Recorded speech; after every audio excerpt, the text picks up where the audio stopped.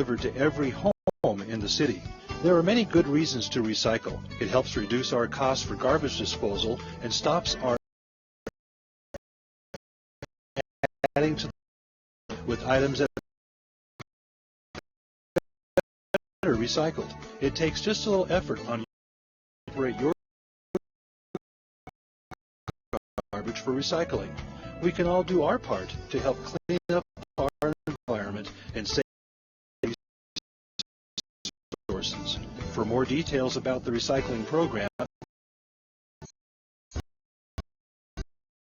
auto, home, commercial, and so much more. We had a devastating fire. I called Tim at 4 a.m. and he came over and American Family Insurance took care of everything. We suffered water damage in our home. Tim and American Family Insurance took care of everything. American Family Insurance is rated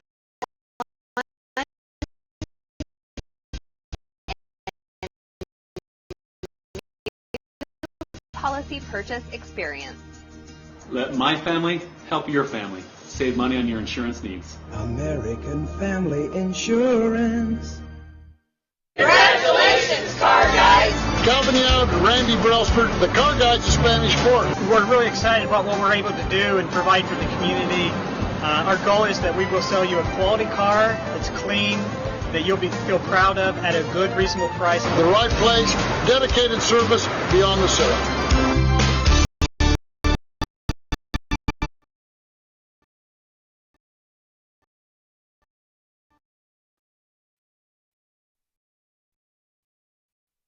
Confetti Antiques and Books. Come see us.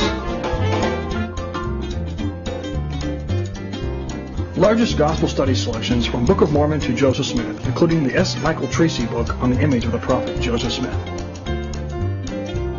Do you need a unique gift? Be sure to head upstairs to the mall space to see thousands of items from area dealers.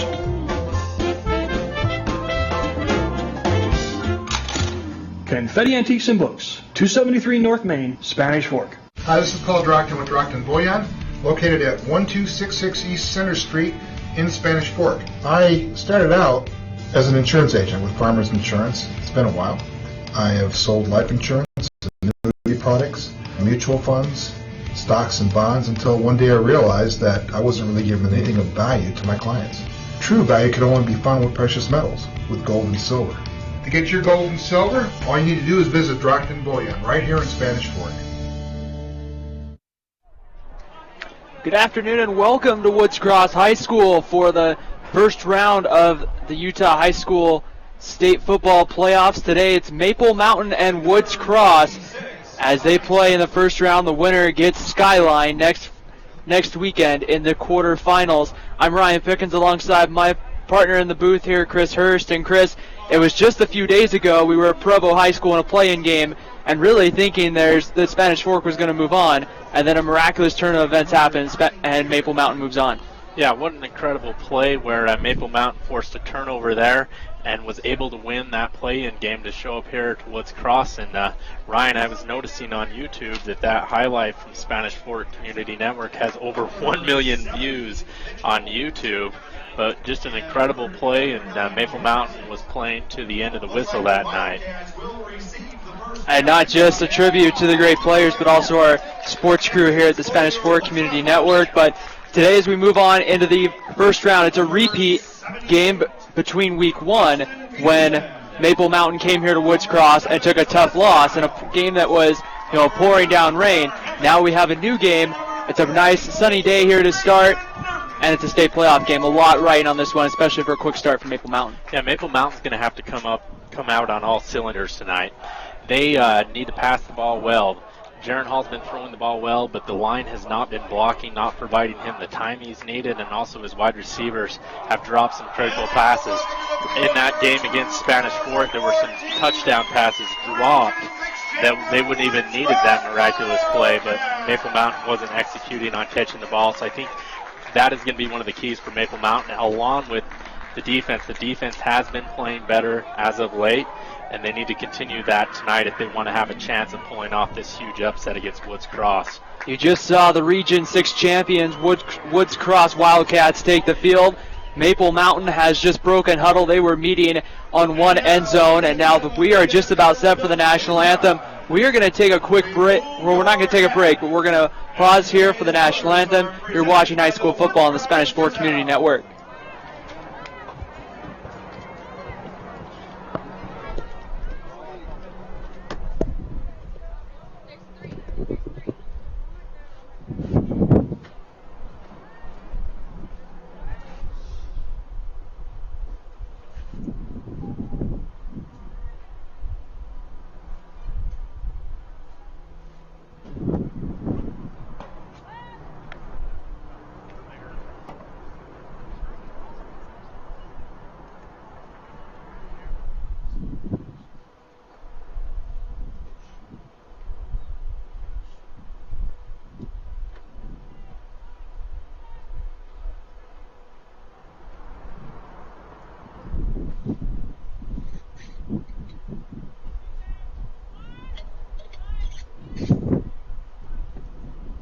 Everyone to please remain standing with your hats off as we pay tribute to this great nation and those who have served to protect our freedoms with the playing of today's national anthem.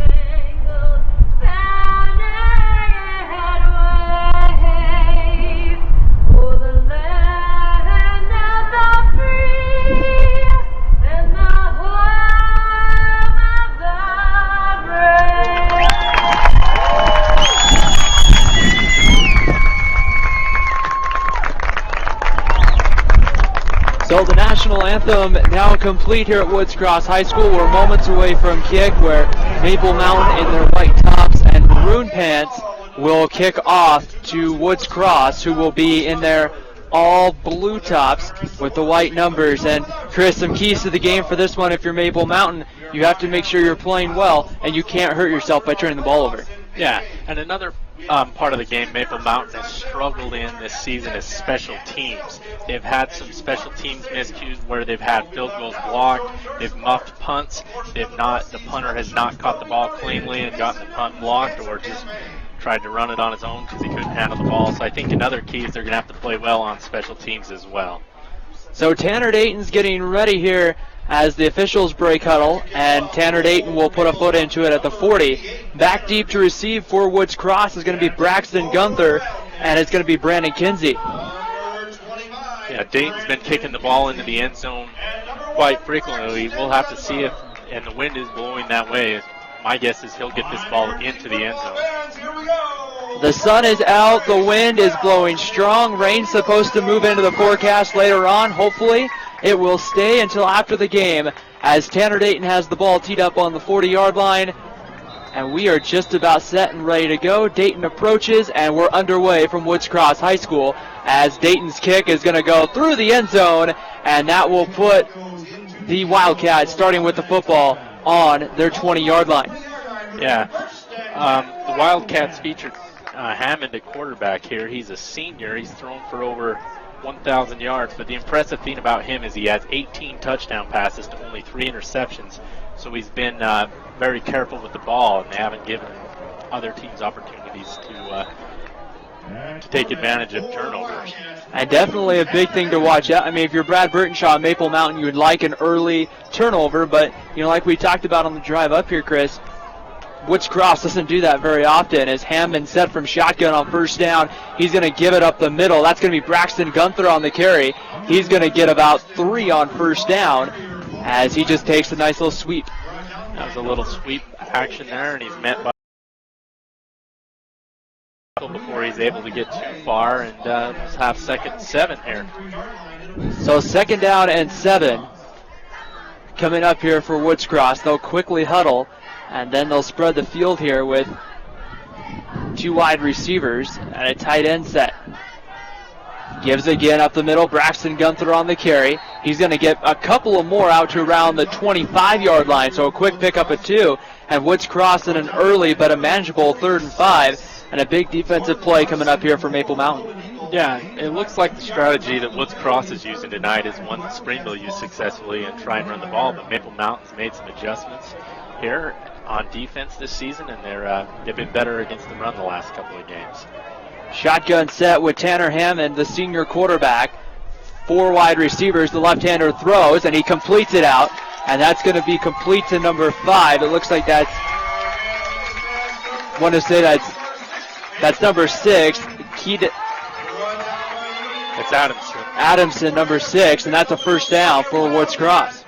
That's a critical pickup for Woods Cross there as they get the chains. If that pass wasn't completed, Maple Mountain would get the ball with good field position, but as it stands now, Woods Cross converts and gets another set of downs.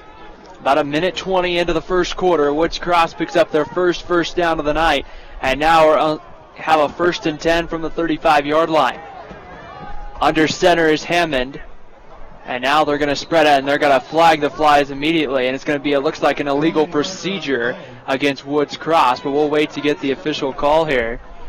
Either that or Maple Mountain jumped after this shift. So that's going to put their Woods Cross back 5 yards and make it a 1st down and 15. Yeah, I wonder if somebody went forward on that shift instead of sideways there for Woods Cross that time, and that could be a costly penalty.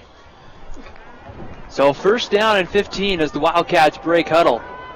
They're going to spread the field here. Three wide receivers and Hammond from the shotgun. Standing at his own 25-yard line. They're going to pitch it outside to Gunther. Gunther's going to get chased for a 5-yard loss. Yeah, great job by Cole Casper on contain that time, making sure that the Woods Cross running back Gunther doesn't get the corner there. And as you can see on the Car Guys instant replay, he just throws him back. Cole Casper, one of the sure tacklers for Maple Mountain this season, if not the surest tackler. And so now that brings up a 2nd and about 19 here for Woods Cross, and not the early start and not the momentum changer you wanted if you start here for Woods Cross. Shotgun set. Single back. Hammond takes the snap. He's going to give it up the middle again. Gunther's going to get hit immediately at the line of scrimmage. He maybe gets a half a yard out to the 25-yard line, but still, either way, that's going to make it about a 3rd and 20. And Jordan Larson came up from his middle linebacker position and makes the play that time for Maple Mountain, making sure they go nowhere. And Woods Cross has kept everything kind of short the one time they passed it, but they'll have to open it up here if they want to get a 1st down. So the first big passing situation of the night that we've seen Tanner Hammond in. And like you said, Chris, 18 touchdowns, only 3 interceptions. So he's had a very efficient season for the Region 6 champions, Woods Cross. He's only thrown for just over 1,000 yards as well, so they don't throw the ball too often. And they're going to give it on the reverse. That's Gunther. He's going to get the 30 to the 40. Does he have enough for the 1st down? He does to the 50 across Maple Mountain territory to about play there from Woods Cross, gets him a 1st down. Yeah, Woods Cross uses a little trickery that time on the draw, and apparently they didn't have a lot of confidence on the 3rd down call, and the Wildcats will pick it up there. Impressive run by Gunther that time, but a lot of missed opportunities on that play for Maple Mountain to make some tackles. And Woods Cross just got a sideline warning, I believe, as well.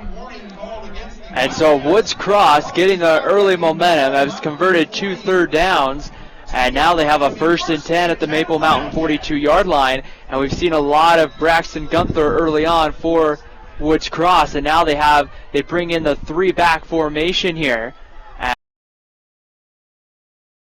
draw play, and it's number 7. That's Tomasi Giles on the carry. He gets ahead of about 6 to 7, down to about the 36-yard line. Yeah, and Woods Cross comes into this game with Gunther and Giles as the two-headed monster of this running attack. They both have over 400 yards rushing on the season and 11 touchdowns between them. It's going to be Giles again. He lowers his head. He's going to get to the, looks like, enough for another Woods Cross first down. So the Wildcats going very run heavy right now, not doing anything fancy, similar to what Springville did, like you mentioned earlier, Chris. And now it's just down to what adjustments does Maple Mountain make. Yeah, and they've really struggled against teams that execute on the run, running the ball well. So Maple Mountain, I don't know if they will have an answer, but Cole Casper needs to come up from his safety position and make some tackles if they're going to have any chance of stopping this rushing attack. So it's 1st and 10 from the 30. The pitch goes outside. That's going to be Brandon Kinsey on the carry. Flag comes in as Kinsey gets to the 25-yard line. But from where the penalty comes in, it's going to be a hold against Woods Cross, and that's coming back. Yeah, and that's mental mistakes and beating yourself is what Maple Mountain might need some help in that department if they're going to beat Woods Cross, because Woods Cross is running the ball well. They come into this game 8-1. They won their region. They didn't lose a single region game, and they played some tough competition this season. And so a big penalty there. The second time Woods Cross has gotten a penalty on this drive, as this is the opening drive of the game with 7:23 to go in the first quarter. And it's Braxton Gunther's checked back into the game at tailback, and they're going to give it to Gunther, and he's going to cut it up the middle. He gets to the 35, tries to cut back. He's down to the 31-yard line, so a pickup of about 13. He's down to the 30-yard line and makes it a very manageable 2nd and 10. Yeah, it's a great play by Gunther picking up what they lost on the penalty, and they'll have 2nd and 10 here.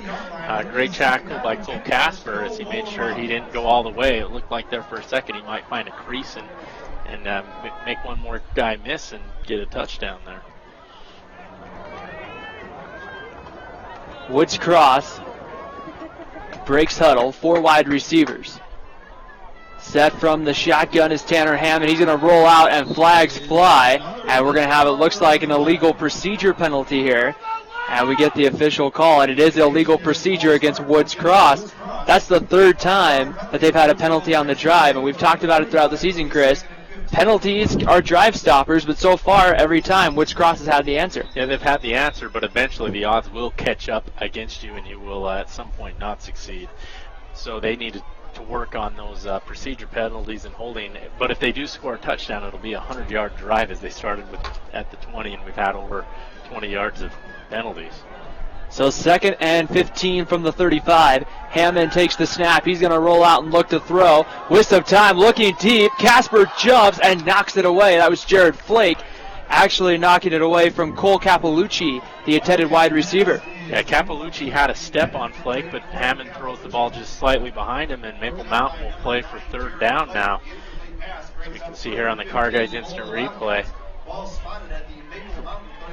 Flake gets a good portion of his hand on that. Almost came up with the INT. Yeah, had Hammond thrown that out in front, though, Capalucci would have scored on that play, most likely. And so Woods Cross goes from shotgun with 4 wide receivers. They need just inside the 20. Hammond to throw, pressure coming, and Hammond's going to throw it out to the flat, and it's going to go incomplete. He was inside the tackle, but he had Gunther in the flat, and so that's going to bring up 4th down, and Woods Cross might have to punt. That was great defense by number 75 from his defensive tackle position as he gets a blitz. We don't have a number for him, but he penetrated the defensive line, and it looks like Woods Cross is going to go for it here on 4th and 10. So a big play coming here for a momentum if you're the Maple Mountain defense. Hammond takes the snap. He's going to then punt it, and he gets a net of about 5. 30-yard line where Maple Mountain will take over. Yeah, it looked like he wasn't expecting the snap that time, and Hammond punts it out of bounds, and it's not a horrible play. He didn't turn it over. So with all the 3rd down conversions and the penalties kind of equaling out each other, it's a stop on downs, and now Maple Mountain will take over, and we see Jaron Hall and that Maple Mountain Golden Eagle offense for the first time. Yeah, and Jaron Hall comes into the game with over He has 23 touchdown passes and over 2,300 yards. He only has 8 interceptions, and he's committed to play at BYU in a couple years. So Jaron Hall will go under center, I formation set. We saw this quite a bit against Spanish Fork the other night. Jake Maffey goes in motion. They'll pitch it outside to Connor Ellis. Ellis is going to get across the 30-yard line where he dives ahead to about the 32-yard line for a gain of 3 on about first down. And Chris, we've seen Maple Mountain spread the field. We've seen them go with the power run. And we've seen lately a lot more power run than necessarily spreading the field. And that might just be where they played a game on Tuesday, and they might want to slow the game down. When you spread the field out, there's more chances for incomplete passes, which stops the clock. Maybe they just want to give their defense a little rest, and they want to win the time of possession battle tonight. Hall back under center, gives it right up the middle to Ellis, who's going to get out across the 36 to about the 37-yard line as they bring in Jake Dixon on that play from receiver to tight end and just kind of load the box. And now it sets up a manageable 3rd and about 2.5 coming up here for Maple Mountain. Yeah, and you mentioned Jake Dixon. That guy's like a Swiss Army knife. He's played quarterback this season. He's played tight end. He's played wide receiver. I think they've even lined him up at running back for a few plays this season. So Golden Eagles, a big 3rd down conversion attempt here. As Jaron Hall goes under center, they need the 39-yard line for a first down. They're going to pitch it out. Hall's going to throw it down the middle. Got his man, Cole Casper, but it's incomplete. As intended on the coverage was number 19, Jake Hammond, and that brings up 4th down. And Maple Mountain probably going to have to drop back and punt here as Camden Minor takes the field. Yeah, they went with a little play action that time, but Woods Cross was not fooled. It looked like Hall could have waited just a second longer before making that pass, but he only had, I believe, 1 or 2 wide receivers in the pattern and had to get rid of it to one of those 2 guys. So Brandon Kinsey goes back to his own 20 to receive the punt. Maple Mountain late getting the last person on the field as Cannon Minor back at his own about 21-yard line to put a foot into it, and he does. It's a pretty good punt. The wind gets behind it, bounces at the 11, and is going to go out of bounds. And we'll see where the official mark's going to be put.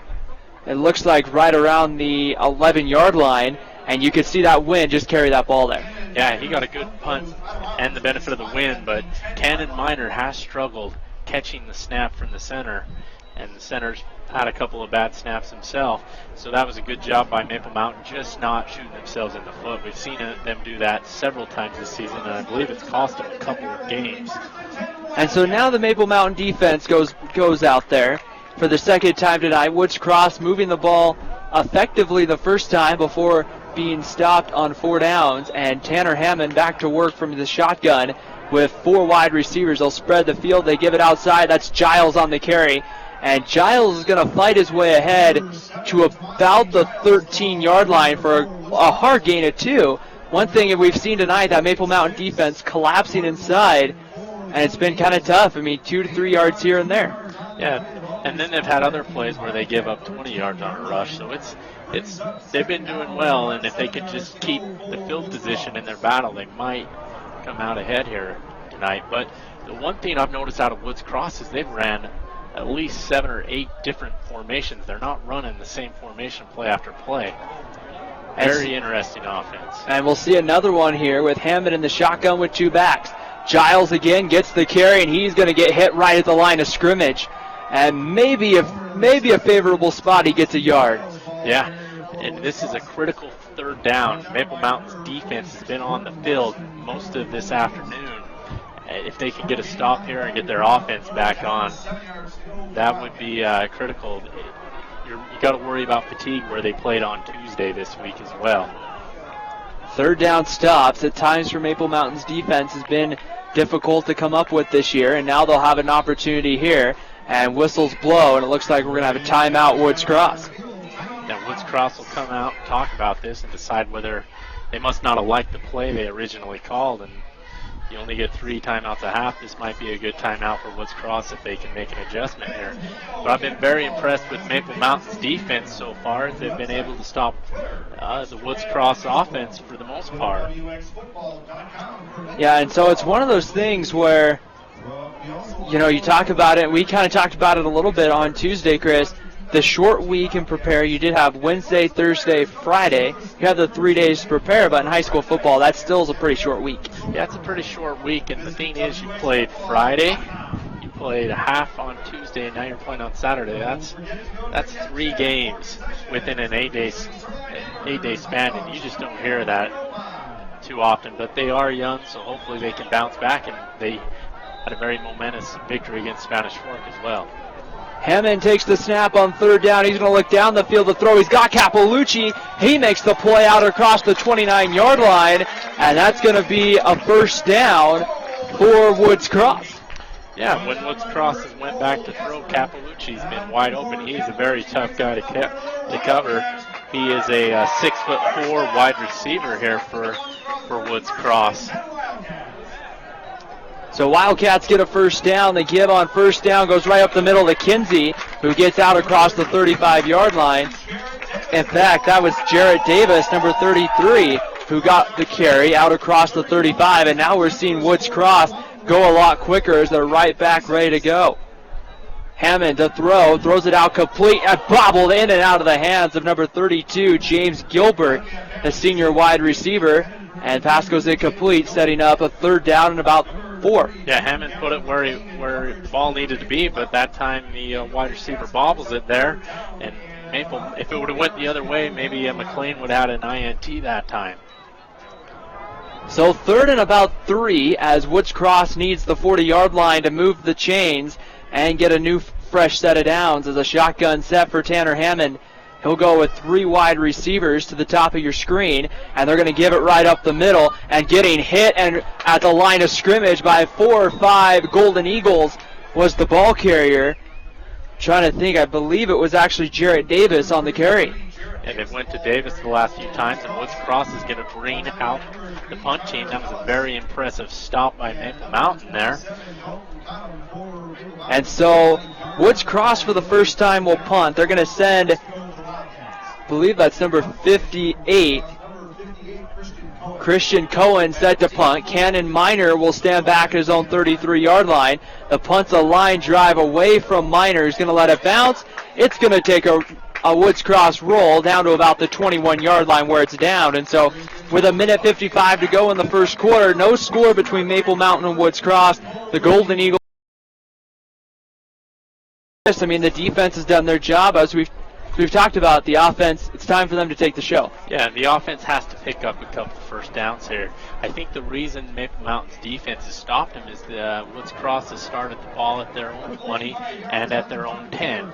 So if Maple Mountain can't sustain a little bit of a drive here, then that field position is going to switch, and Woods Cross will not have to drive as far to pick up points. High formation with Chantry Dean and a fullback. Connor Ellis, the deep man, and Ellis gets the carry right up the middle. He's going to get out to around the 23-yard line for a gain of about 1 on first down. A hard gain 1 yard there for Connor Ellis. Yeah, and I'm kind of surprised Maple Mountain came back with the I formation. I thought after they weren't able to pick up that first down that they would go and spread the ball, but they must have seen something on film that makes the coaching staff think that they can run up the middle on this Woods Cross defense. Another power formation, no receivers, everyone lined up at tight end, and they're going to give it to Connor Ellis, who's going to leapfrog someone and get kind of tripped up as he'll get the 26-yard line. So again, another hard gain of 2. That brings up about a 3rd and 6, 3rd and 7 coming up here for Maple Mountain. Yeah, and at some point I think they have to go back to their main identity of spreading the ball out. When they were scoring when they were scoring 37 points against Spanish Fork and 39 against Pleasant Grove, 35 against North St. Pete, they were spreading the field out. So again, I formation set. They're going to give it to Connor Ellis, who's going to get hit at the line of scrimmage and come up short. He maybe gets a half a yard, and that's going to make it 4th down. And so Maple Mountain a good chance here that they're going to have to punt and give Woods Cross the football. And the one thing they do have going in their favor on this punt is it's going to happen in the first quarter. The wind is blowing very strong to the north. They will be punting to the north, and that last punt probably added another 10 yards just because of the wind alone. So Minor standing back at his own 9-yard line is going to get the punt away. Brandon Kinsey's going to run back on it, takes a Maple Mountain bounce to the 28-yard line, and it's going to roll all the way to about the 9, continue to roll to about the 8-yard line where it will be down by Brandon Beebe, and that's where Woods Cross starts, and there's 1.1 seconds left in the first quarter. Yeah, that was a great job by Miner on that punt. He completely changed the field position. Now, if you're Woods Cross, you might want to tell your return guy to come up and pick that ball up, because that cost him an extra 10, 15 yards, even if you just dive on it like it's a fumble. A 65-yard punt, we've just been informed here at the stadium, and so a deep starting field position for Woods Cross, as this will likely be the final play of the quarter. It's going to be Tanner Hammond from shotgun, 4 wide receivers, and a give right up the middle, and Maple Mountains again there to make the stop. I believe that's Landon Raymond. Oh, no, pardon me, 33, Tanner Schumann that makes the tackle that time. And so at the end of the first quarter here from Woods Cross High School, it's the Wildcats of Woods Cross 0, the Maple Mountain Golden Eagles 0. At the end of 1 from Woods Cross High School, you're watching high school football on the Spanish Fork Community Network. Spanish Fork City began a new recycling program. New blue container home in the city. There are many good reasons to recycle. It helps reduce our costs. It stops with items that are better recycled. It takes just a little effort on your part to separate your garbage for recycling. We can all do our part to help clean up our environment. Community resources. For more details about the visit Spanish Fork.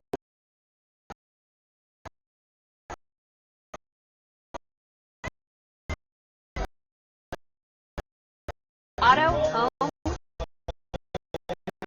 commercial, and so much more. We had a devastating fire. I called Tim at 4 a.m. and he came over and American Family Insurance took care of it. We suffered water damage in our home. Tim and American Family Insurance took care of everything. American Family Insurance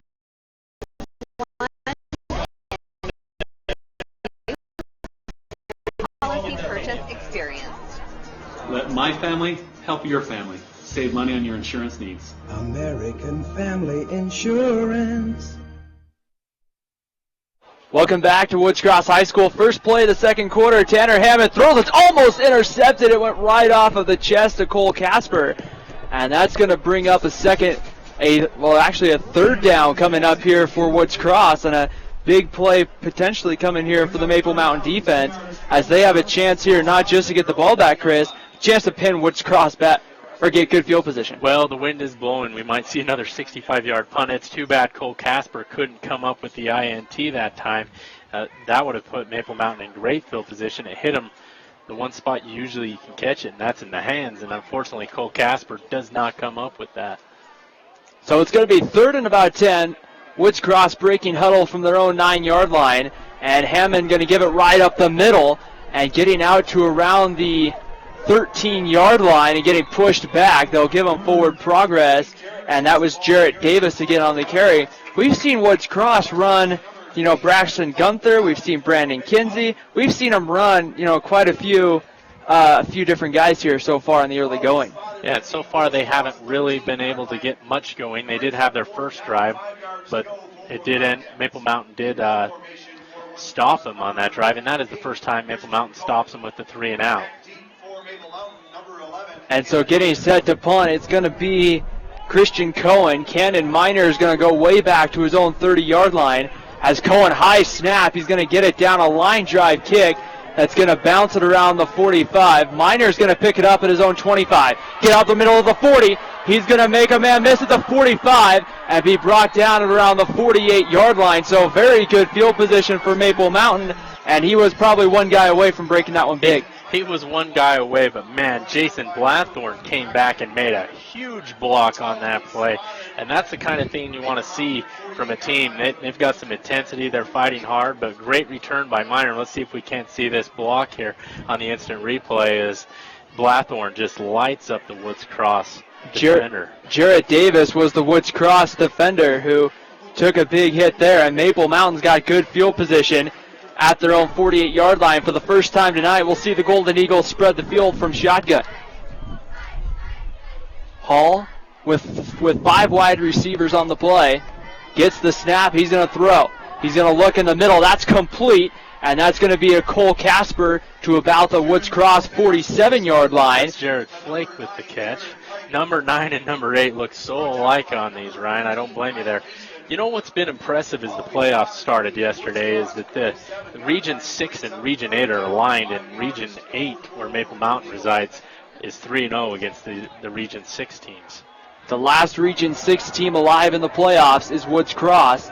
Hall set from shotgun at the 47-yard line. He's going to throw. Throws it again out to the flat. That's Cannon Minor to the 45-yard line. So a quick pickup of about 2 and sets up a third and about 3, maybe, yeah, probably about 3. Yeah, and you're in the part of the field where if you want, you can go for it here on 4th down. So that might change the play calling here for Coach Burtonshaw. We haven't seen anything deep from Maple Mountain. Both have been pretty, I'm trying to think of the right word, have been pretty conservative play call so far here. 5 wide receivers, trips to the bottom of your screen at home. Hall takes the snap, throws over the middle. He's got Jared Flake for the 40. He's going to get down to the 35, and Maple Mountain's got their first down of the night. Yeah, and that's a great job by Maple Mountain's offense, just picking up a first down. Their defense was on the field for most of that first quarter, and now they'll get a little bit of rest. Although most guys go both ways, there are a few that are able to get a breather over there. Officially spotted the 34-yard line. And again, a 5 wide receiver set. Jake Maffey to the far bottom of your screen. And Hall set to throw. He's going to throw it out in the flat. Casper, and that's in and out of the hands, or maybe even right through the hands of Cole Casper.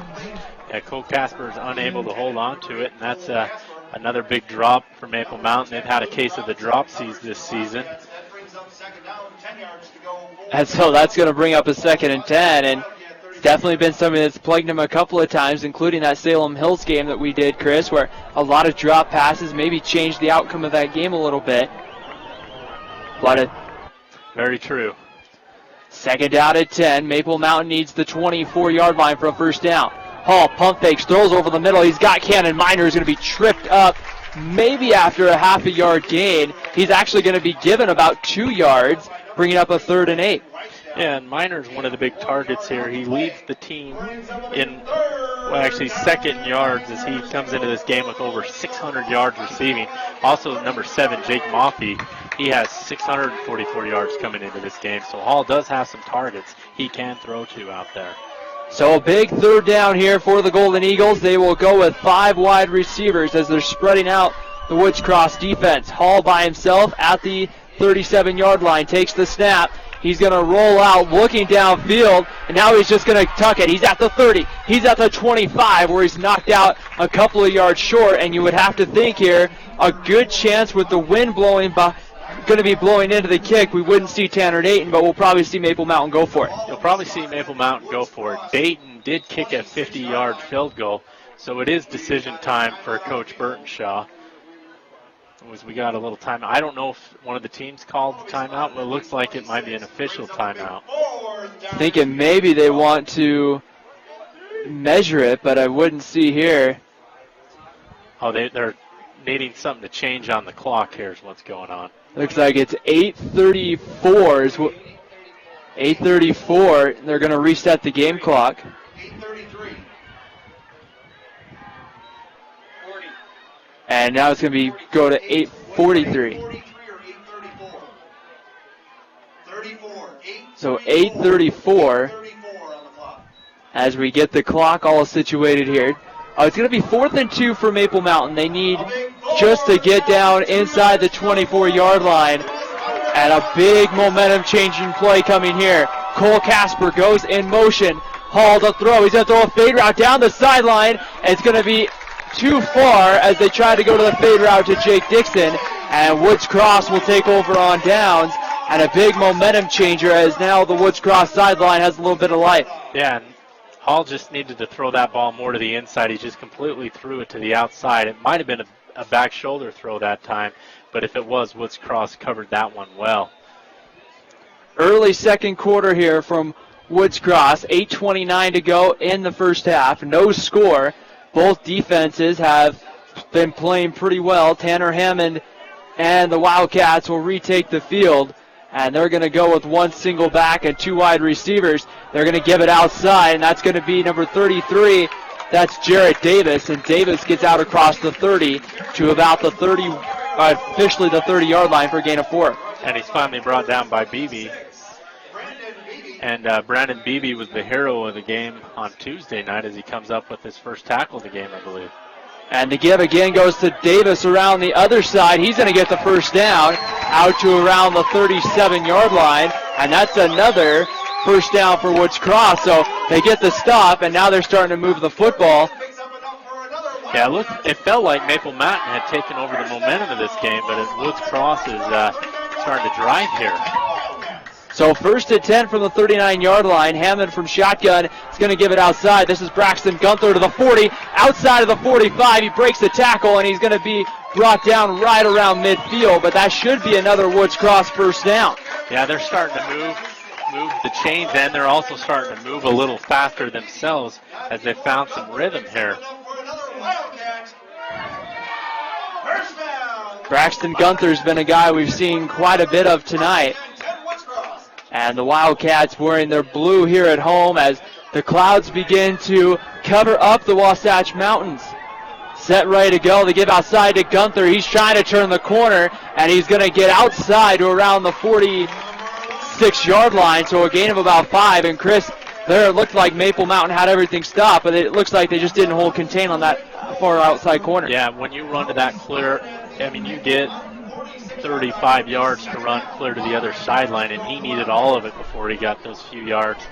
But that was a pretty good job by Maple Mountain's defense, screening that play out and using the sideline as the 12th man.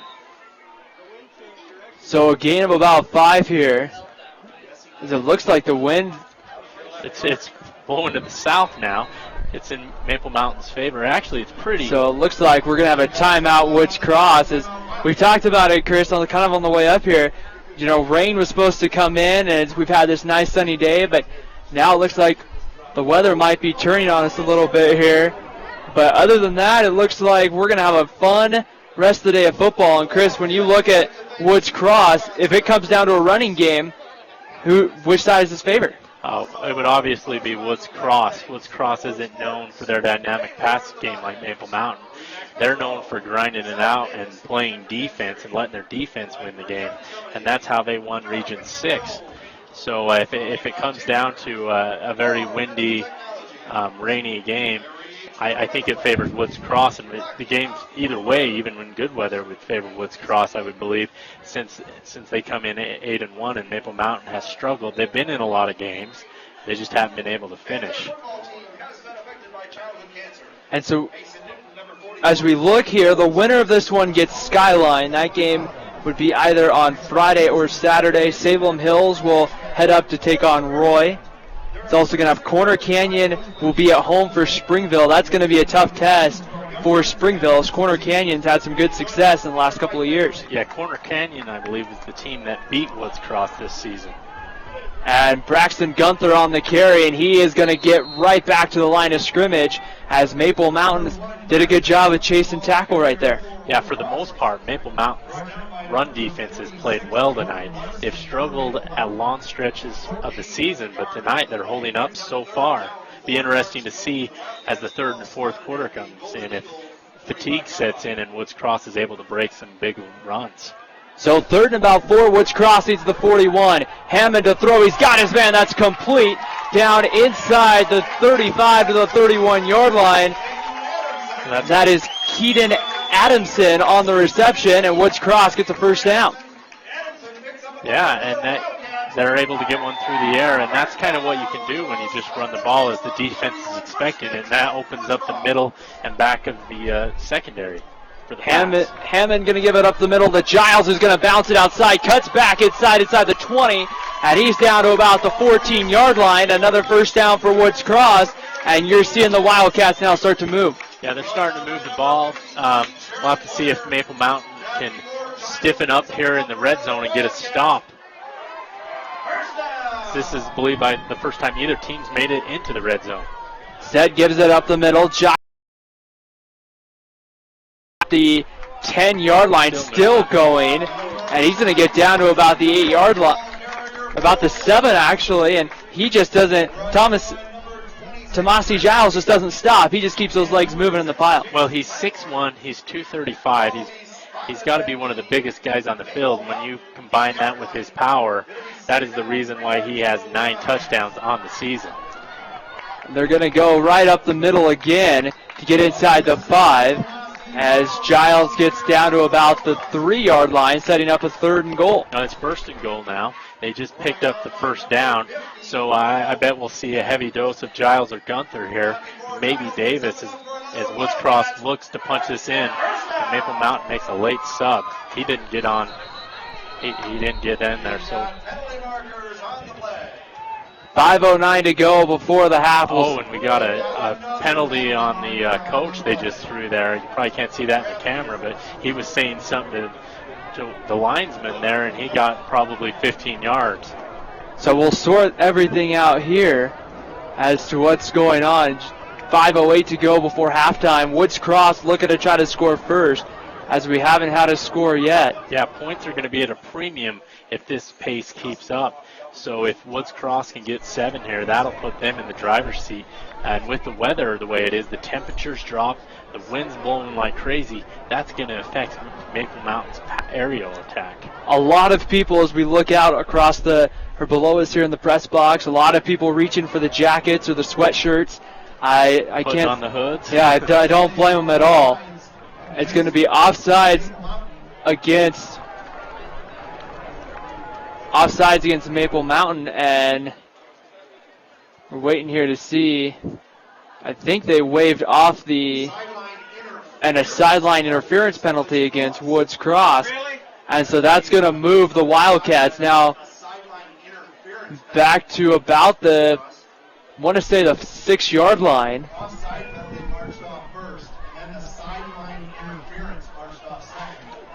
And so it's going to put the ball, I believe, Chris, that's the 7, where it's spotted in a heavy formation of running backs. As those balls on the ground, and the question is who got it. Maple Mountain says they do, and it is Maple Mountain football. Jordan Larson that time heads up with a little exchange problem between Hammond and Gunther, and Jordan Larson capitalizes, and that is critical, as points are going to be at a premium, as we mentioned earlier, and Maple Mountain gets a red zone stop where it looked like Woods Cross was going to punch it in.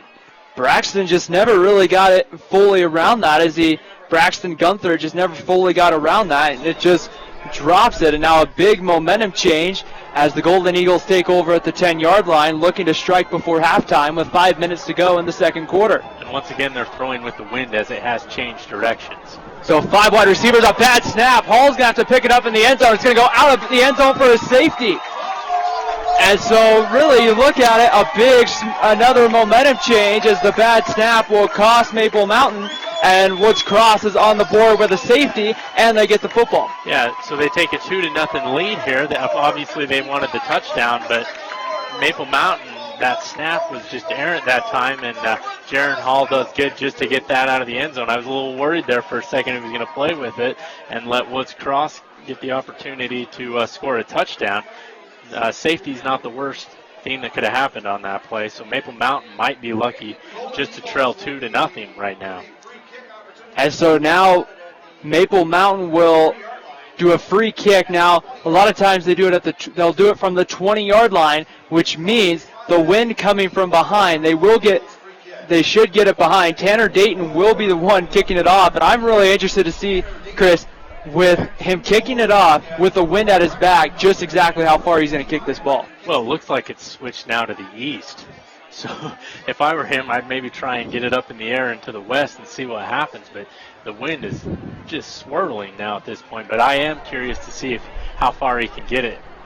Tanner Dayton has quite the leg on him.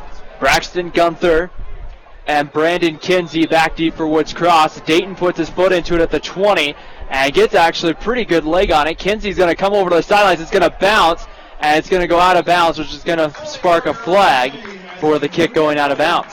Yeah, and the reason it went out of bounds was the wind blowing to the east that time. If you saw that ball take off on him. as he needed to probably kick that one more to the west and not. Woods Cross will start with a great field position. I believe they'll probably get the ball at midfield. And so now a big opportunity for the Maple Mountain defense to come up with a stop. And I don't know, it looks like they're going to have Maple Mountain re-kick it. They're re-kicking it, so he's going to have to go 5 yards back.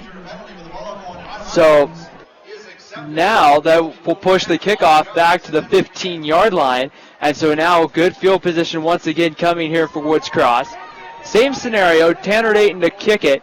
And it's going to be Braxton Gunther back deep along with Brandon Kinsey. They have moved up now to Gunther's at the 25.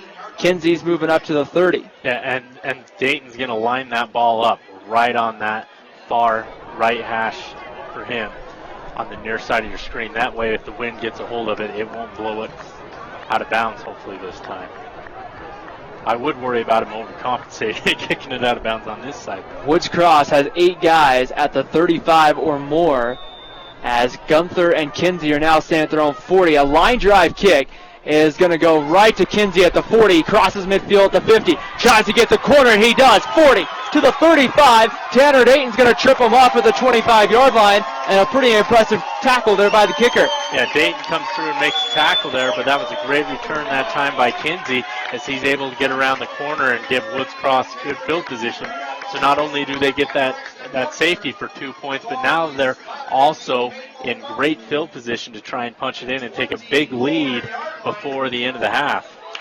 4:47 to go here in the second quarter, and Woods Cross is going to put Tomasi Giles as the deep back, and he's going to get the call on first down. He's going to try to turn the corner. He's going to bulldoze a couple of Maple Mountain defenders and get inside the 20 to about the 19-yard line to pick up 5 on first down. Yeah, I was kind of curious to see if they'd go back to Gunther that time, but they give it to Giles. Gunther had the fumble on the last carry. It'll be interesting to see if we see him anytime soon. So a game of power football being played by Woods Cross, and they're going to give it right up the middle to Giles, who's going to cut inside and is going to get down to close to the first down marker at the 14-yard line.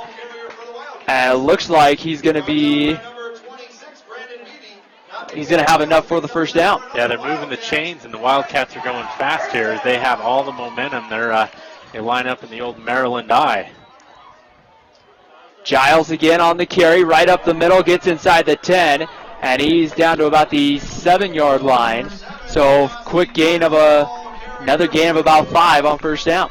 Yeah, Maple Mountain is just getting pushed back, and they haven't had any answer here, and the Maple Mountain coaching staff will call a timeout and maybe give their guys a breather. And it is something to keep an eye on. You talk about with an offense like this, as the game goes on with this power run and that defense is on the field long enough, eventually you would think Woods Cross would just start running the ball and just power through Maple Mountain. Yeah, and that's what they did on their last drive. Unfortunately for them, it ended in a turnover. But Maple Mountain's defense has been playing well. They've stopped Woods Cross. Their offense at some point needs to step up and take some of that pressure off. But that is the strength of this Woods Cross team is to run the ball, keep the other offense off the field, and rely on their defense to finish some of these games. Yeah, and it's definitely something to keep an eye on here. And you talk about the opportunity Maple Mountain had with the football inside the 30, and it missed opportunities. Maple Mountain's got to find a way to make a play and get momentum swung back on their side. Yeah, they've done a great job of not making any critical mistakes, though. They haven't turned the ball over this evening, and turnovers and penalties have been huge, and Maple Mountain's minimized that, and that's why they're still in this ball game. But at some point, the offense is going to have to step it up and drive the ball a couple times, or Woods Cross will eventually run over them. It's going to be Braxton Gunther on the carry. He's going to get inside the 5, and that's going to be good enough for a first down. And it's going to be third and about half a yard. Third and half a yard. I imagine this time we'll see the bigger back Giles. Nope, they've got Gunther back there as well. But they've got 2 huge fullbacks in. And they're going to give it to one of the fullbacks right up the middle, Mason Newton on the carry, and it's going to be close. Maple Mountain's Jordan Larson came out with the ball, and it's going to be fourth down. He didn't get it. He didn't get it. At that time, they try and give it to the short guy. Now they bring in Giles this time. Looks like they'll probably hand the ball up to him, but I'm curious to see what happened on that fumble, or if he did fumble. Take a look at it. It looks like he wasn't down, but maybe forward momentum was called. Yeah. So 4th and about a half a yard. They're going to give it to Giles, who's going to get the first down, and he's going to get to about the 2-yard line. Yeah, if you're Woods Cross, what a luxury to have with the big back Giles back there. If you just need 1 yard, that's the guy they can go to, and he'll get you 1 to 2 yards as he checks into the ball game at 6'1", 235.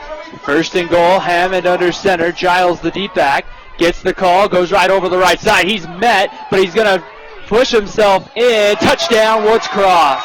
Yeah, and that is extends the lead to 9-0 here, and that is Giles' 10th rushing touchdown on the season as he goes into double digits for rushing touchdowns. But Maple Mountain's defense has played well. I think only given up 8 points so far with PAT pending is a great performance. It's just the offense has been a little disappointing so far.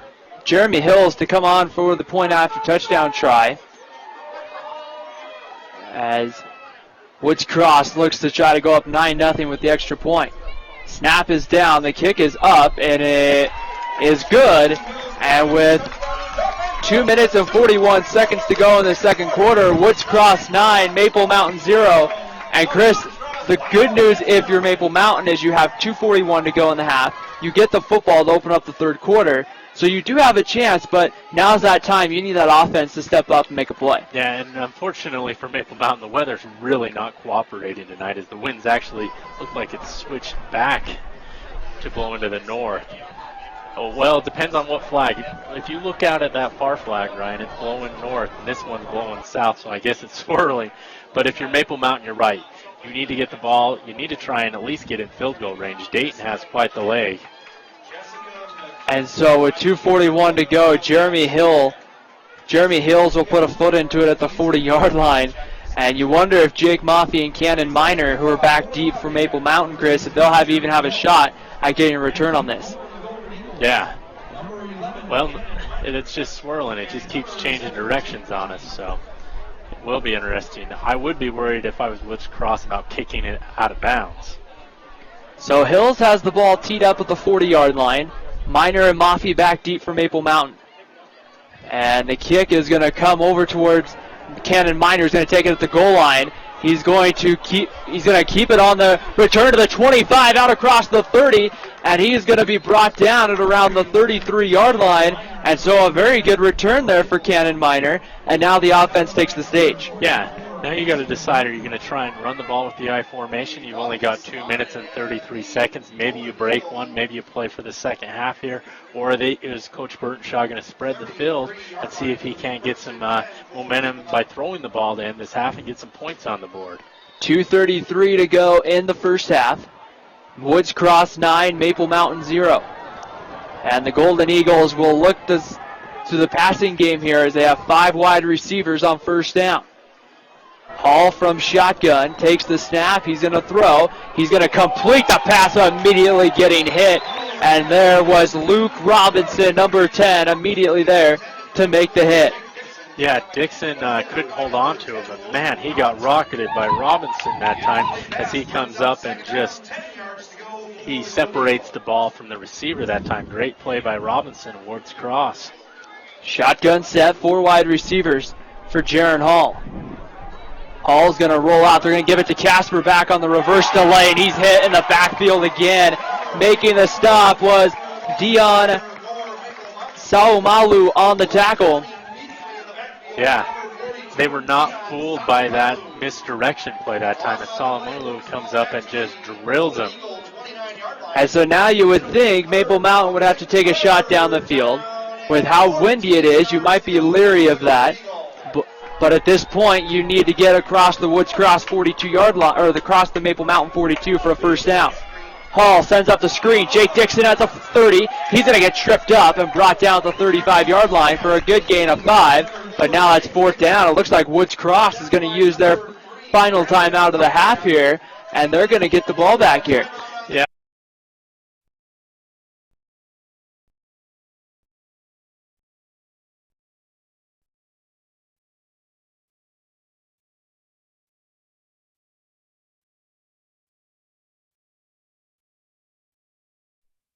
half. That screenplay was set up well, but the timing of it was thrown off by a high pass. It would have been interesting if it would have hit Dixon right in the hands, if he'd have been able to make something happen out of that. But as it stands, it's 4th down. And the playoff action so far has been quite well to the Region 8, as we talked about earlier, as Springville beat Bountiful 21-17 last night. Salem Hills was at home and beat Highland 14-7, and then Timpview beat East 18-8.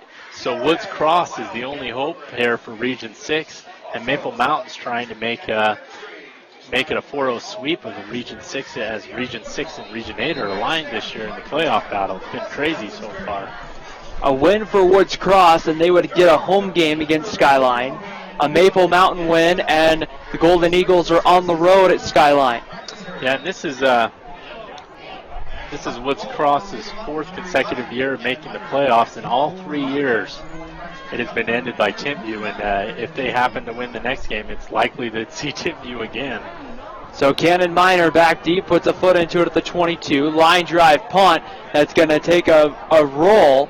It's going to be fielded at about the 33-yard line. A dangerous field there by Woods Cross, as if he slides to make the catch there, and he bobbles at it all. It's a live ball. Yeah, it's a live ball. That was probably something Davis should have just let slide by him, but as it is, Woods Cross will get the ball with 1:34. They have thrown it well today. They've been very efficient when they've chosen to throw the ball, but it'll be interesting to see if they air it out here. And the other thing I'm interested to see, Maple Mountain does have 2 timeouts. Will Brad Burtonshaw like to use a couple of those here, if they're able to get a stop, if it's through the ground game? Hammond to throw. He's going to look down the sidelines, and that pass is going to be complete to Capalucci to about the Maple Mountain 34-yard line. Cole Capalucci down on the one-on-one route. Yeah, Cole Capalucci is all 6'4", 190. He's a huge target. He sticks his big paw out there and just brings it in with one hand. That was a great catch that time. I guess we got our answer on what Woods Cross was going to do. So the Wildcats are looking to score here, as it now has 1:32 to go in the first half. The clock is stopped since he got out of bounds. Woods Cross has no timeouts left, so the Wildcats are definitely going to be likely throwing it here. They're going to give it on the sweep, and getting down to about inside the 30 to about the 27-yard line is Jarrett Davis, number 33. And Woods Cross is moving the ball again, and momentum is on their back. Yeah, Maple Mountain has a guy down, which will stop the clock. He's going to stay in the game, and but the clock stopped, and they will sub him out of the game as the ref makes him go out for the injury timeout. That was number 15, Chantry Dayton, also plays fullback for Maple Mountain. And so now as it begins to get darker, Woods Cross will be set from shotgun. Hammond is going to roll out and throw. He's going to have everything. He's going to be covered. He's going to take a shot deep. A jump ball, incomplete, and a flag comes in. And likely a good chance this is going against Maple Mountain for pass interference. Yeah, they're probably going to get McLean here on the pass interference, but it looked like he was in good position. I didn't see anything he did wrong that time. Capalucci is unable to come down with the ball that time, but we'll have to see what the call is. Oh, it's on offense. Capalucci pushed off that time in the front, and the fans don't agree with that here on the Woods Cross side. And so an offensive pass interference is going to move that call back. And with a minute 4 to go here in the first half, and they're going to lose it down. Yeah, and McLean was just standing there, so we couldn't quite see it on the replay that time, but looks like maybe Capalucci put an arm out there to create some separation before the ball was thrown. Just enough to get the call as Woods Cross second down. And it looks like it's second down. Shotgun set. Hammond steps back to throw with time. He's going to be pressured, and now over towards the sideline, throws it away and throws it incomplete. And that's going to now bring up third down. Yeah, they were moving well there, and then that big pass interference has really flipped this, and we'll see if Maple Mountain can't get a stop here before the end of the half. If you're down 16-0, that is a huge difference than being down just 9-0. So this is a critical stage of the game for Maple Mountain. And they, as you mentioned earlier, Ryan, they do get the ball back when the third quarter starts. 57.4 to go in the half. And Woods Cross making some substitutions right here as they're taking some time here. The play clock down to about 11 seconds. They have a play clock here at Woods Cross High School. It sits in one of the end zones. And they're going to have to hurry to get this one off. They got 4 on the play clock. Hurrying to try to get it off. And they just barely get it off. Is setting back to throw. Hammond pressure, throws the ball up for grabs. It's going to be caught and dropped. It goes incomplete. Trying to get it out there. It looks like to James Gilbert, number 32. And that brings 4th down here with 50 seconds to go. If you get a stop, if you're Brad Burtonshaw, do you maybe try to play to get something here before the end of the half? The way things are going, you might want to just run the clock out. But that ball hung in the air, and it went a little farther than they thought that it would.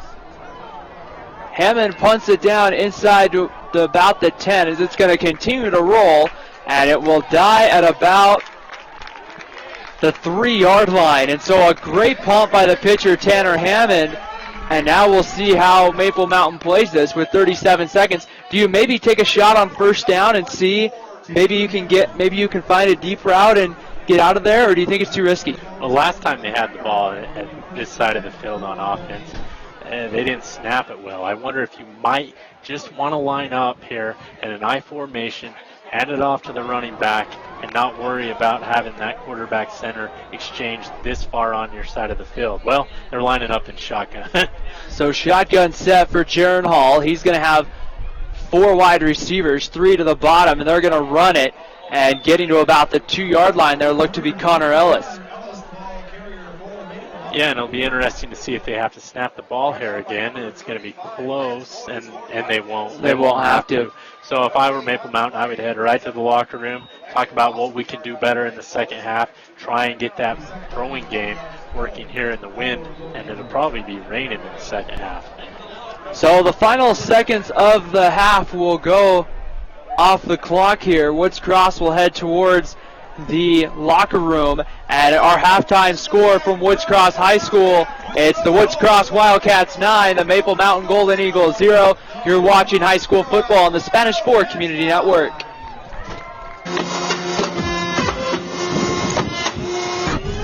No, it's not a giant robot Terminator. Only an experienced printing company makes this sound. It's the sound of a hydraulic paper cutter. Whether you need large quantities or small, it sounds like you need J-Mart.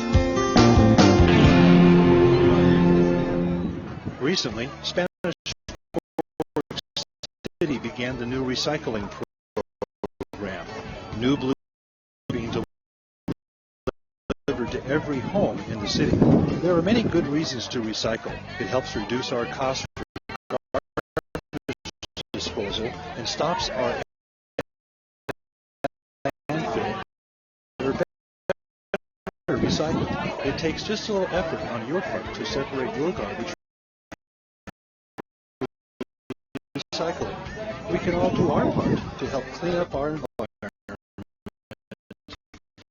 and save our community resources. For more details about the recycling program, visit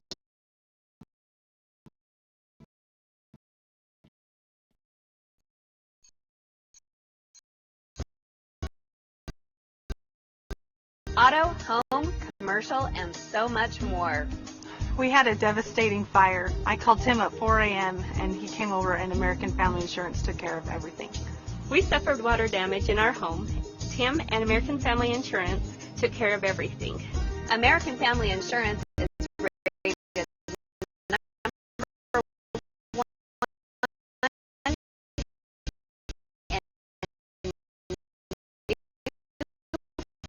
policy purchase experience. Let my family help your family. Save money on your insurance needs. American Family Insurance. Congratulations, car guys! Calvin Young, Randy Brelsford, the car guys of Spanish Fork. We're really excited about what we're able to do and provide for the community.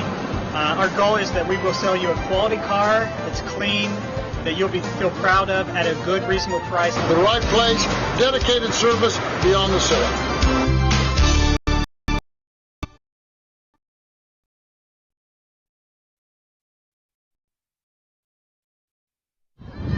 Thank you. We're at halftime right now.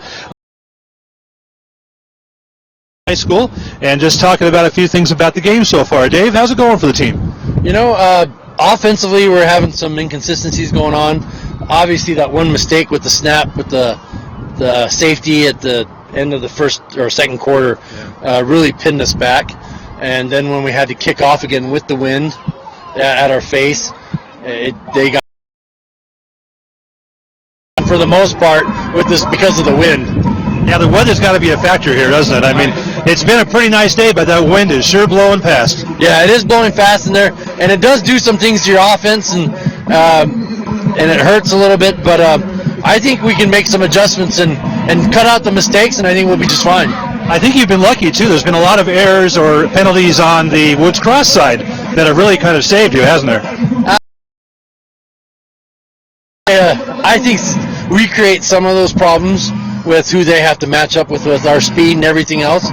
But yeah, they have made some mistakes that has helped us. Sure. So looking at the second half, what does the team have to do now to kind of turn this around? You know, cut out the mistakes. We really got to just cut out the mistakes and play flawless football. They're a good team. They're number one seed for a home field.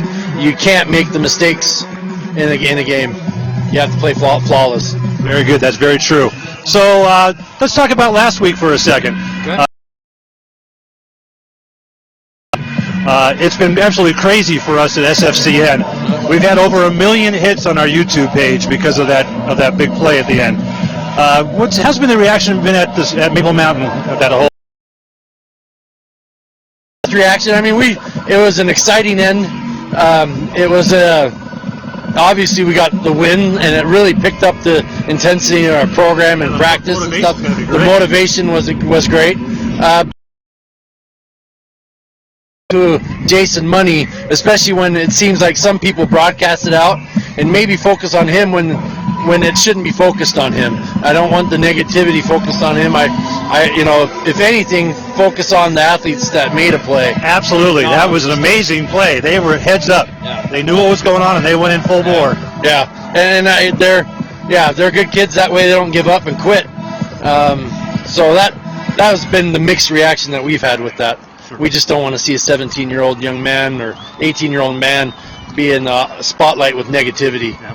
They don't deserve it. No, and you deserve certainly the spotlight for pulling out that big victory. That was awesome. Yeah, I agree. Okay, very good. Well, thank you very much, Coach, for being with us for a few minutes. Appreciate it. We'll enjoy looking forward to the second half. Thanks. All right. Thank you very much, folks. Go back to you.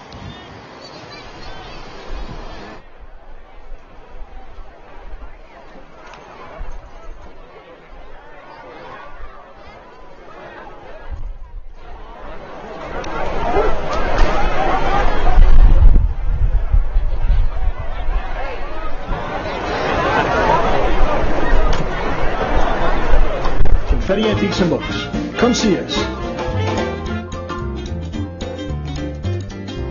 Largest gospel study selections from Book of Mormon to Joseph Smith, including the S. Michael Tracy book on the image of the prophet Joseph Smith. Do you need a unique gift? Be sure to head upstairs to the mall space to see thousands of items from area dealers.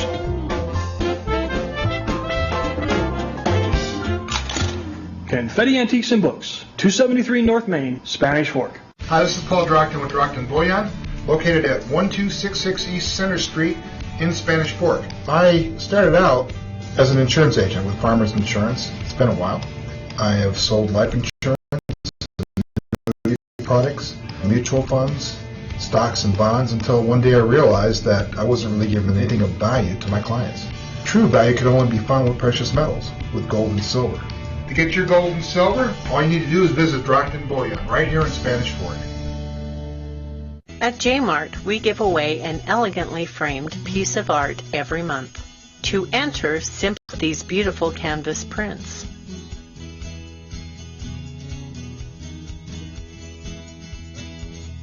And if you have a photo of your own you would like to enlarge and frame, come to J-Mart and leave a lasting legacy. Security Insurance Agency, serving the community with personal service since 1964. Longtime customer Lane Henderson. He's covered my business to my home and everything. He provided excellent coverage throughout the years. Personally takes care of my needs, so I really appreciate that personal touch. Let Clark Swenson and his entire staff take care of you.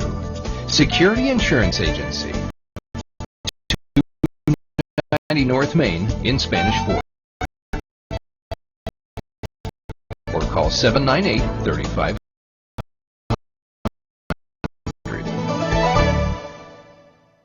Well, it's fun to dine at Taco Time. The service is great and the food is fine. So when you're feeling hungry, look to this side and bring the family down to Taco Time. You can dine right in or take away. You're pleasantly surprised at the price you pay. The finest food, our own special way. That's Taco Time. We're open every day. Taco Time at 641 Kirby Lane in Spanish Fork.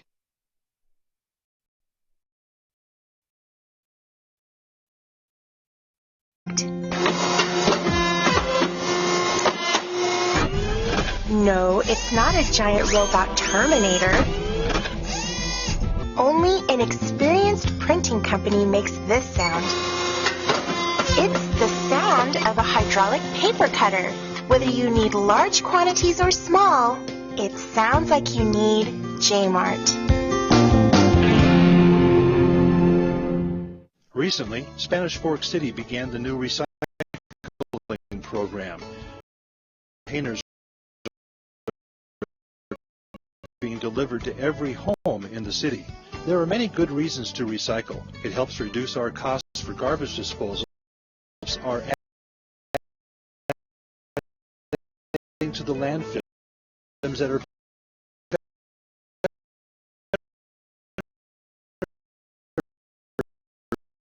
recycled. It takes just a little effort on your part to separate garbage for recycling. We can all do our part to help clean up our environment and save our community resources. For more details about the recycling program, visit Spanish Fork. Auto, home, commercial, and so much more. We had a devastating fire. I called Tim at 4 a.m. and he came over and American Family Insurance took care of everything. We suffered water damage in our home. Tim and American Family Insurance took care of everything. American Family Insurance is rated number 1 in new policy purchase experience. Let my family help your family. Save money on your insurance needs. American Family Insurance. Congratulations, car guys! Calvin Young and Randy Brelsford, the car guys of Spanish Fork. We're really excited about what we're able to do and provide for the community. Our goal is that we will sell you a quality car that's clean, that you'll feel proud of at a good, reasonable price. The right place, dedicated service beyond the sale.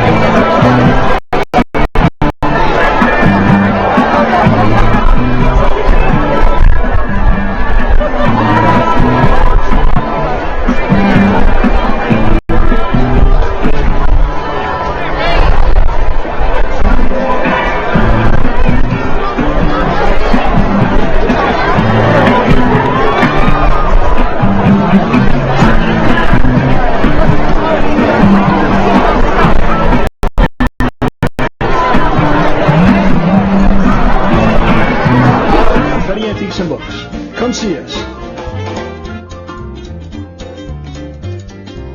Largest gospel study selections from Book of Mormon to Joseph Smith, including the S. Michael Tracy book on the image of the prophet Joseph Smith. Do you need a unique gift? Be sure to head upstairs to the mall space to see thousands of items from area dealers.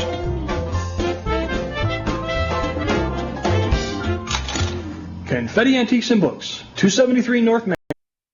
Hi, this is Paul Drockton with Drockton Boyan, located at 1266 East Center Street in Spanish Fork. I started out as an insurance agent with Farmers Insurance. It's been a while. I have sold life insurance, annuity products, mutual funds, stocks and bonds until one day I realized that I wasn't really giving anything of value to my clients. True value could only be found with precious metals, with gold and silver. To get your gold and silver, all you need to do is visit Drockton Boyan right here in Spanish Fork. At J-Mart, we give away an elegantly framed piece of art every month. To enter, simply go to facebook.com.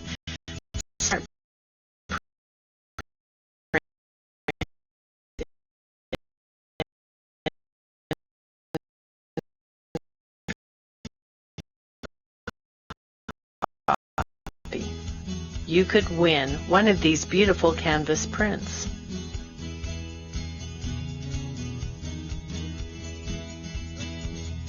And if you have a photo of your own you would like to enlarge and frame, come to J-Mart and leave a lasting legacy. Security Insurance Agency, serving the community with personal service since 1964.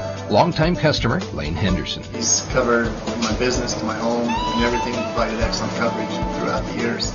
Personally takes care of my needs, so I really appreciate that.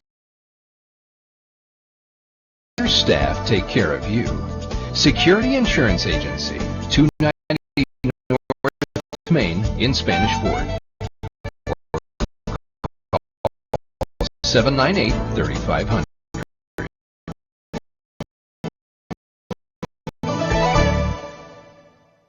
Well, it's fun to dine at Taco Time. The service is great and the food is fine.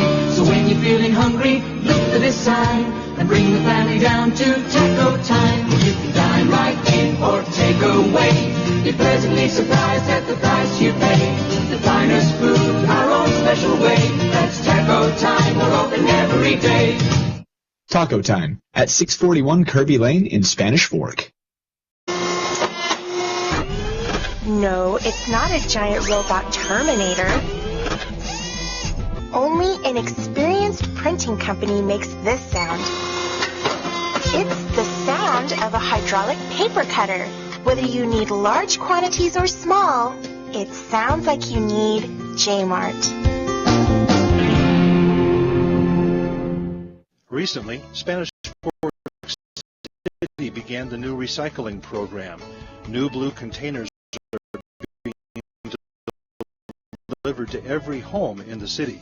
There are many good reasons to recycle. It helps reduce our costs for garbage disposal and landfill are better recycled. It takes just a little effort on your part to separate your garbage for recycling.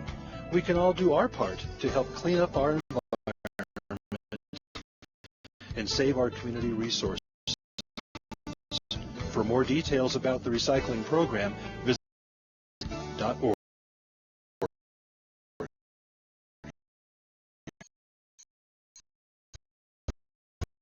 Auto, home, commercial, and so much more. We had a devastating fire. I called Tim at 4 a.m. and he came over and American Family Insurance took care of everything. We suffered water damage in our home. Tim and American Family Insurance took care of everything. American Family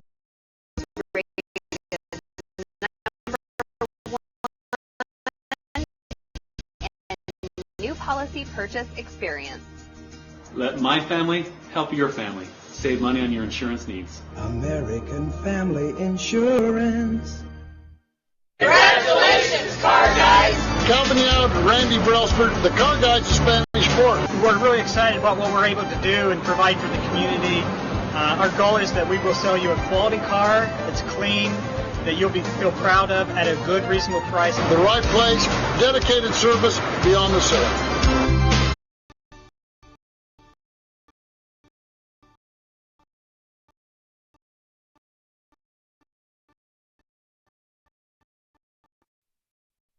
Confetti Antiques and Books. Come see us. Largest gospel study selections from Book of Mormon to Joseph Smith, including the S. Michael Tracy book on the image of the prophet Joseph Smith. Do you need a unique gift? Be sure to head upstairs to the mall space to see thousands of items from area dealers.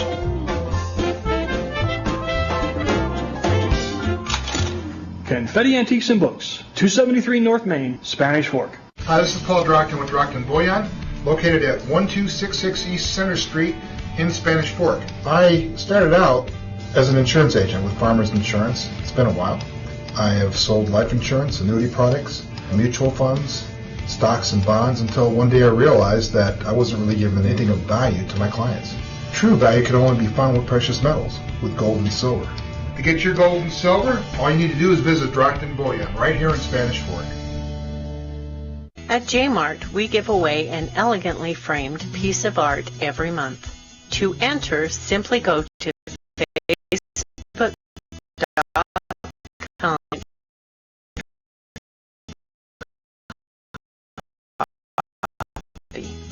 You could win one of these beautiful canvas prints. Back here at Woods Cross High School, the start of the third quarter here on the Spanish Fork Community Network. Woods Cross leading Maple Mountain 9-0 as Jeremy Hills puts a foot into it at the 40. He's going to kick it short. Connor Ellis, the up back, going to pick it up around the 25, go right down the sidelines, and he's going to get out to near the 41-yard line, and so Maple Mountain's going to get pretty good field position to open up their first drive of the third quarter. And Chris, we saw in the first half, Maple Mountain forced a turnover, but Woods Cross made all the right plays when they needed to make them. Yeah, Woods Cross defense has been playing very stout. We were told during halftime that Maple Mountain only has 30 yards of offense. Now, they did have a 10-yard safety that took 10 yards off. So, but still, the offense has not been running efficiently at all. 4 wide receivers for Jaron Hall on first down as he'll throw the screen pass, and incomplete, as it almost looks like he just threw that intentionally at the ground, as right there was Mason Newton was right there to make the tackle, and Connor Ellis had he made the play. Yeah, Connor Ellis was there on the screen, but Newton was in coverage, and if it would have been a negative play. Smart heads-up football there by Jaron Hall as he throws it at the legs of Ellis. Jaron Hall was 5 of 10 for 25 yards in the first half passing, and Connor Ellis was 6 carries for 12 yards in the first half. And then Jared Flake, 2 receptions for 15 yards. So Maple Mountain looking here as going to go down the field. That's going to be complete out across the 50-yard line as it's Hall to Jake Dixon, and Maple Mountain moves the chains on the first play on the first possession of the third quarter. That was a great catch that time by the Swiss Army knife himself, Jake. Maple Mountain's going to need a lot more of that, but Woods Cross defense, their coverage downfield is amazing. First down and 10, ball spotted right on the midfield. 5 wide receivers. Hall going to step back to throw with time. He's going to look, take a shot deep, wide open. It's Jake Moffey at the 15 to the 10 to the 5. Touchdown, Maple Mountain.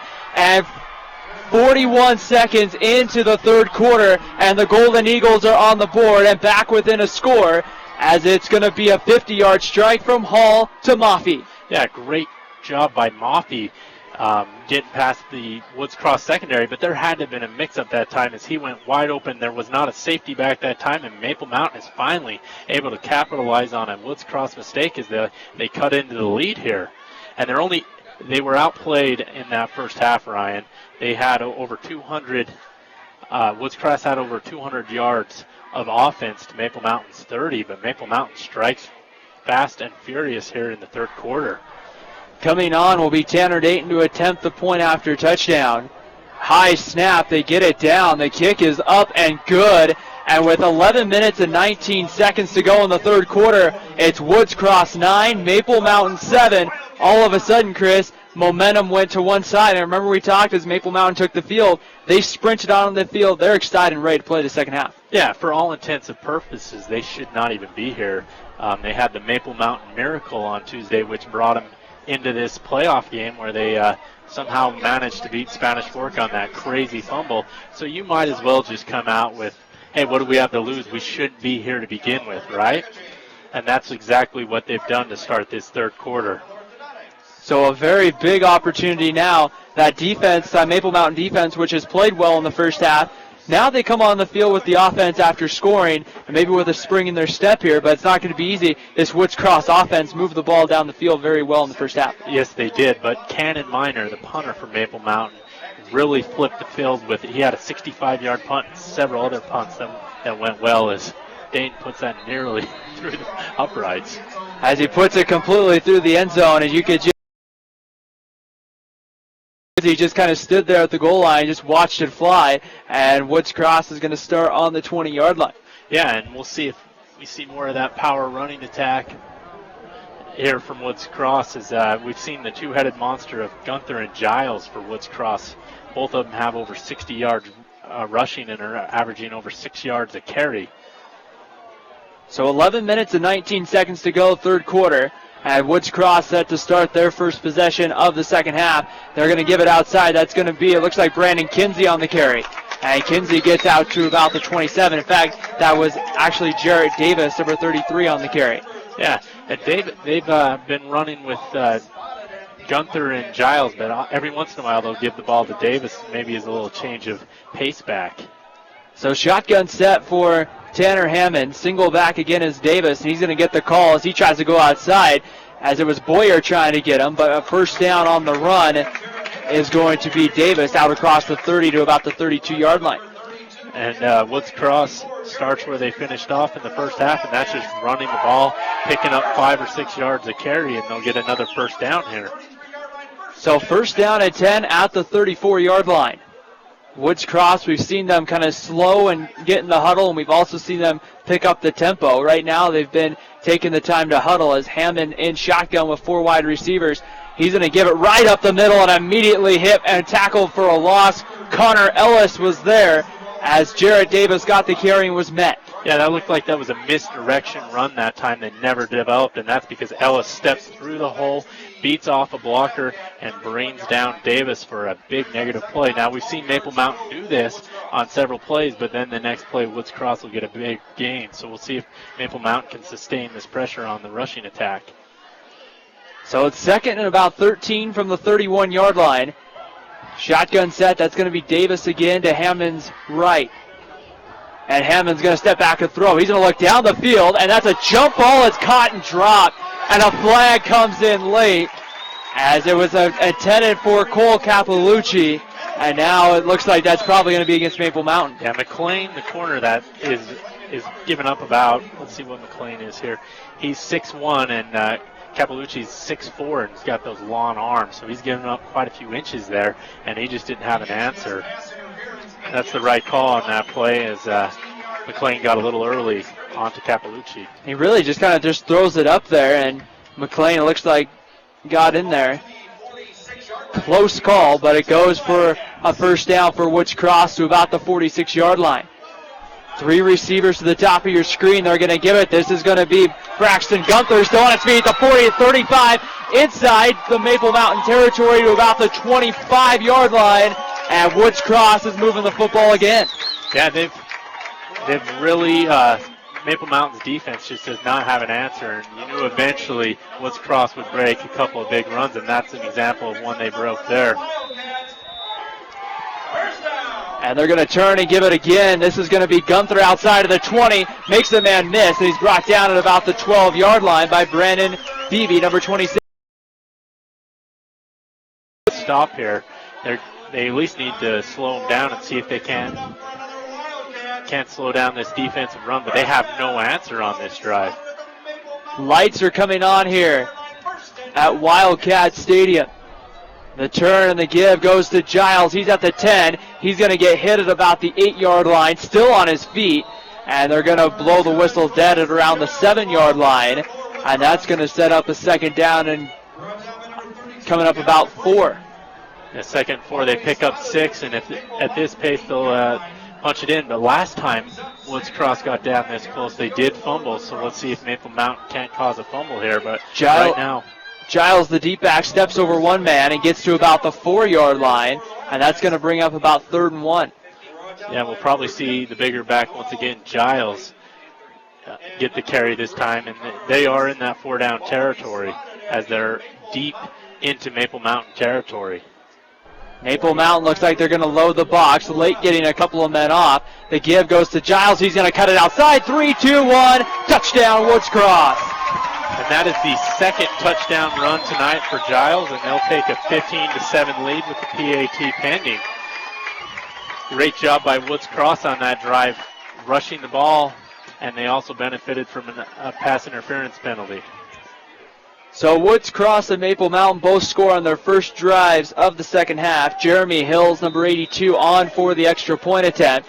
As we have a couple of sacks and stuff blowing across the fields. The wind picks up again. Low snap. Kick is up, and it is going to be through. And with 8:35 to go in the third quarter, it's Woods Cross 16, Maple Mountain 7. And Chris, you talk about the importance of that extra point there. If for some reason something went bad, it's only an 8-point game, but now it makes it a two-score game again. Yeah, the PAT is very critical, and sometimes it can be an adventure at the high school level. We've seen a couple block this season on our broadcasts, and it's not a give-me like it might be in the NFL or the college level. But Woods Cross is able to convert there, and like they answered. I was kind of hoping Maple Mountain's defense could slow them down that time, but that wasn't the case. Maple Mountain came out and scored. Woods Cross answered back, and we've had more points in the first 7 minutes here of the third quarter than we did in the entire first half.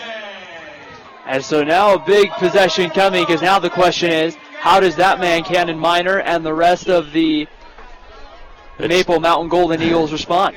Well, the real question is, will he need somebody to hold the ball on the tee as the wind's blowing, because it's really gusting up here in the booth as well. So Jeremy Hills has the ball teed up. Minor and Maffey back deep to receive, standing back at their own 2-yard line. And Hills puts his foot into it. And again, another short kick towards the sideline. Maffey's going to have to bring it from about the 2-yard line. They'll set up the reverse. Maffey's going to keep it, and Maffey's going to be dropped at the 9-yard line.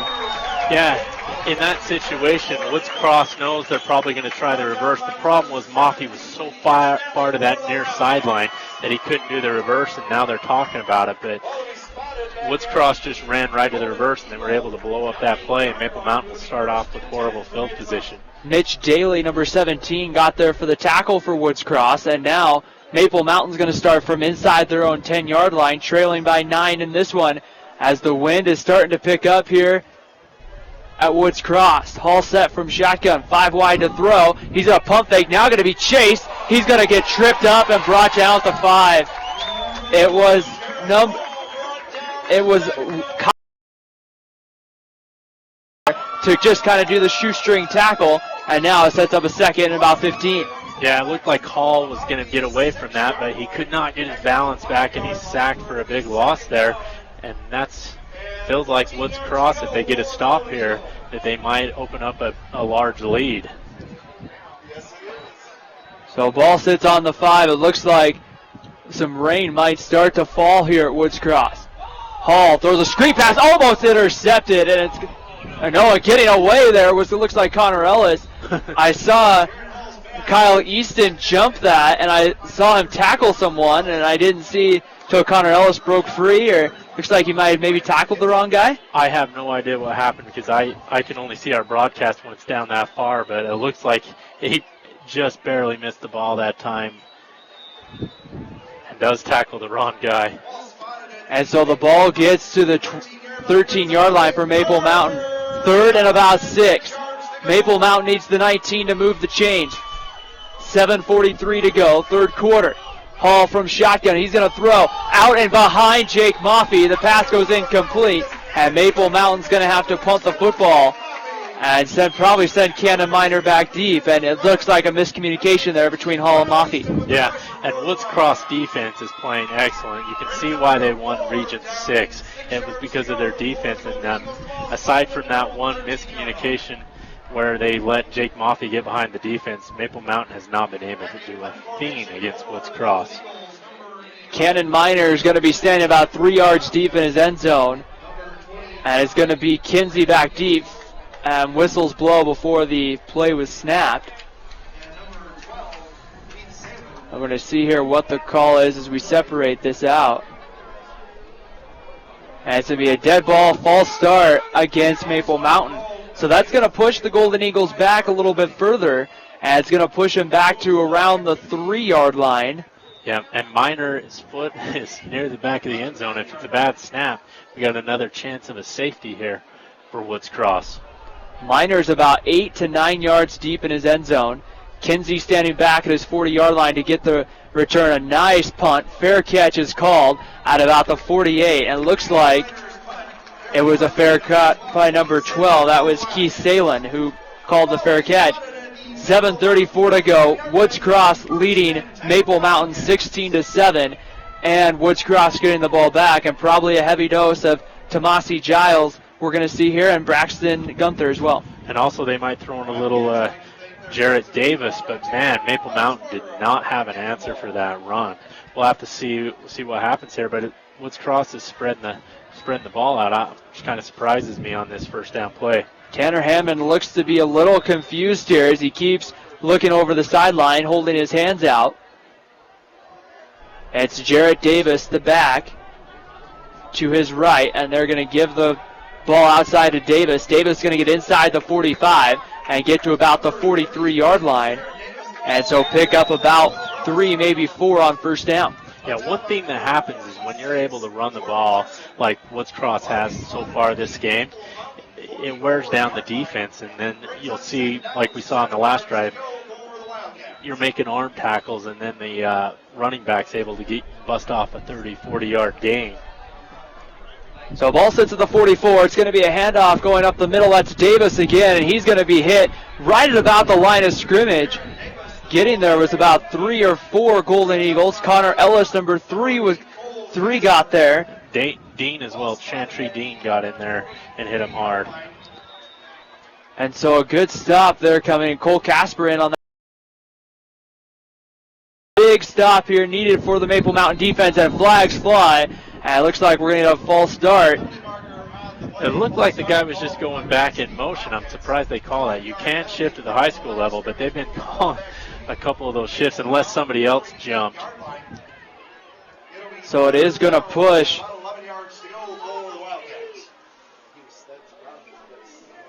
And they are going to push back Woods Cross here back to the original mark, and it's going to be 3rd down and now about 10. And I think it might have been because he had his hand in the ground, they're saying up here, and that's why they threw the flag. So Woods Cross needing the 37-yard line for a first down. Hammond to throw. He's going to take a shot deep down the field, and he overthrew him.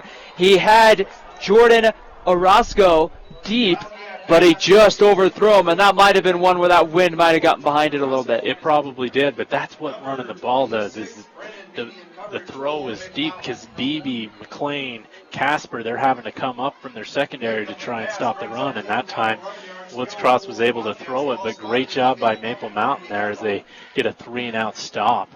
So a big stop for the Maple Mountain defense, And it's going to be Christian Cohen, number 58, set to punt. Cannon Miner standing back at his own 10-yard line.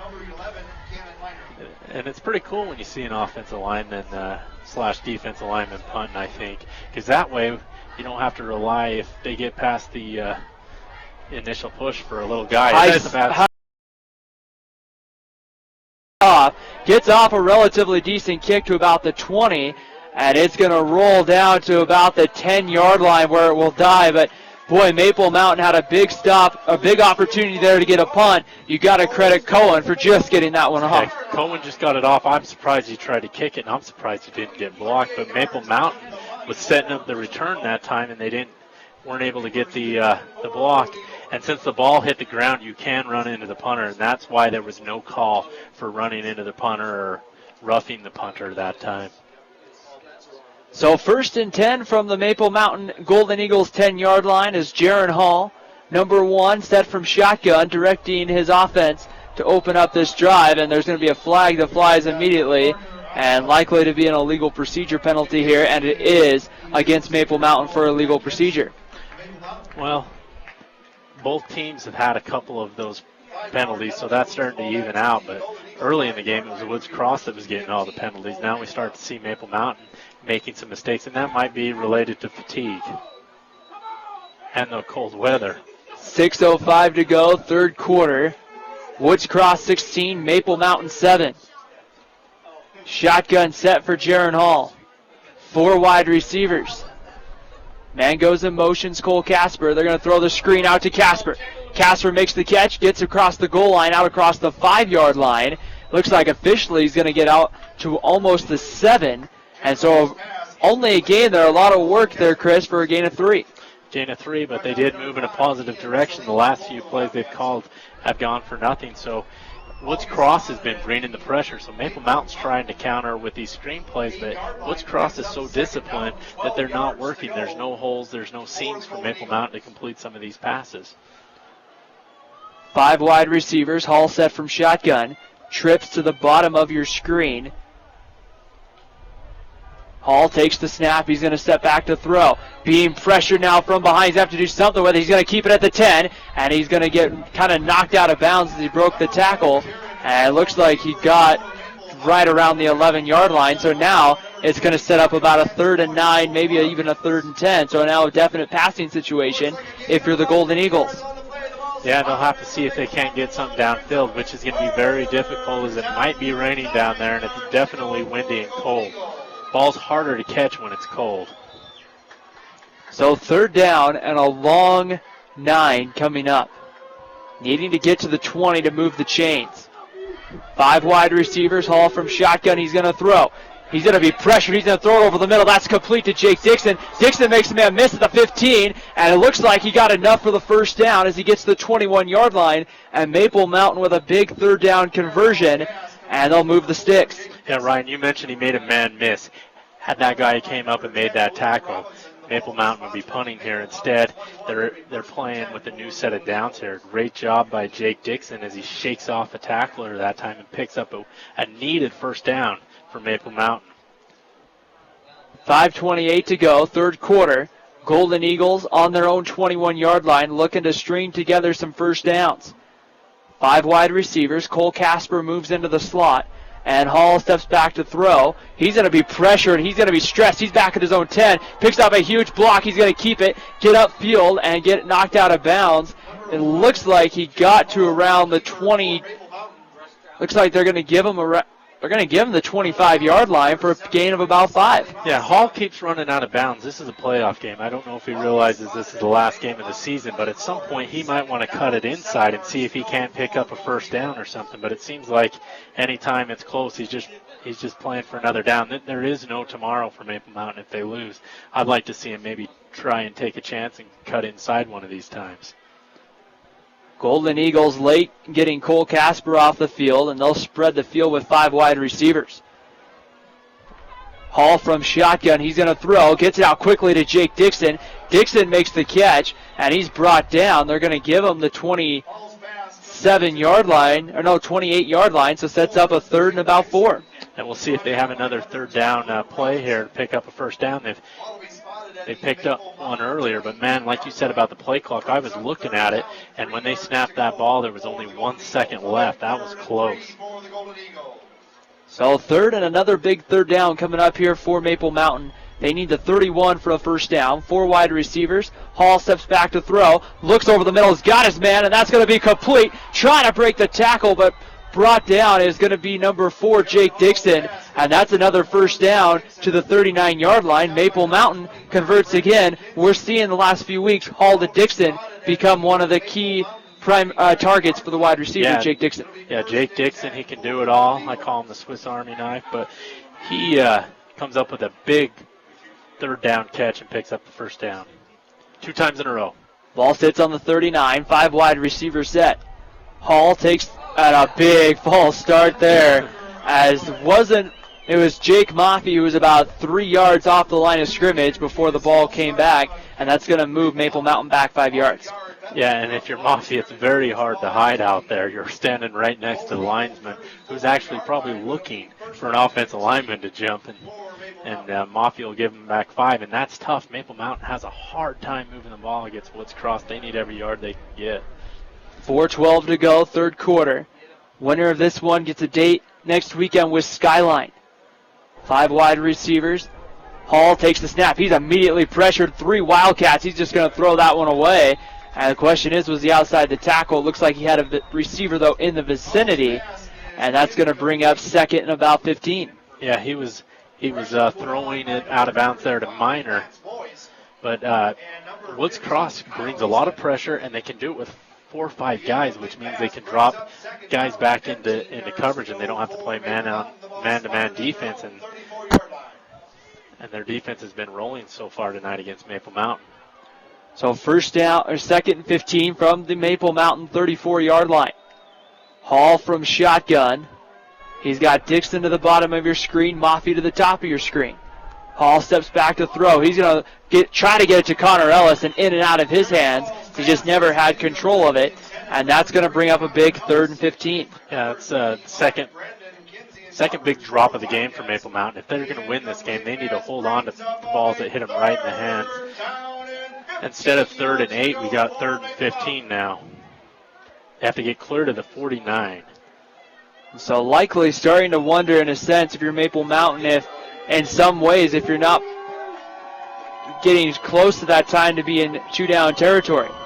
5 wide receivers. Hall steps back to throw, rolls away. Now he's got plenty of time. He's going to take a shot deep. He's got a man out there. It's Cole Casper. It's incomplete, and there's no flag on the play, as immediately getting hit when that ball was getting there was Cole Casper. No, that looks to be Connor Ellis. Actually, nope, Jared Flake, number 9. Jared Flake was downfield and wasn't able to come up with the catch. He did get hit. I don't know if he got hit early, and he also got hit in the head. So I was wondering if they might call a targeting penalty on that play, but they don't. Both guys were going for the ball, and he hit him in the shoulder. So looks like a good no call by the officials that time. So 4th down, and Maple Mountain will have to punt, sending out their defense again to try to come up with a big stop. Cannon Minor will go back deep to punt, and he'll be standing back inside the 20 at his own 17-yard line.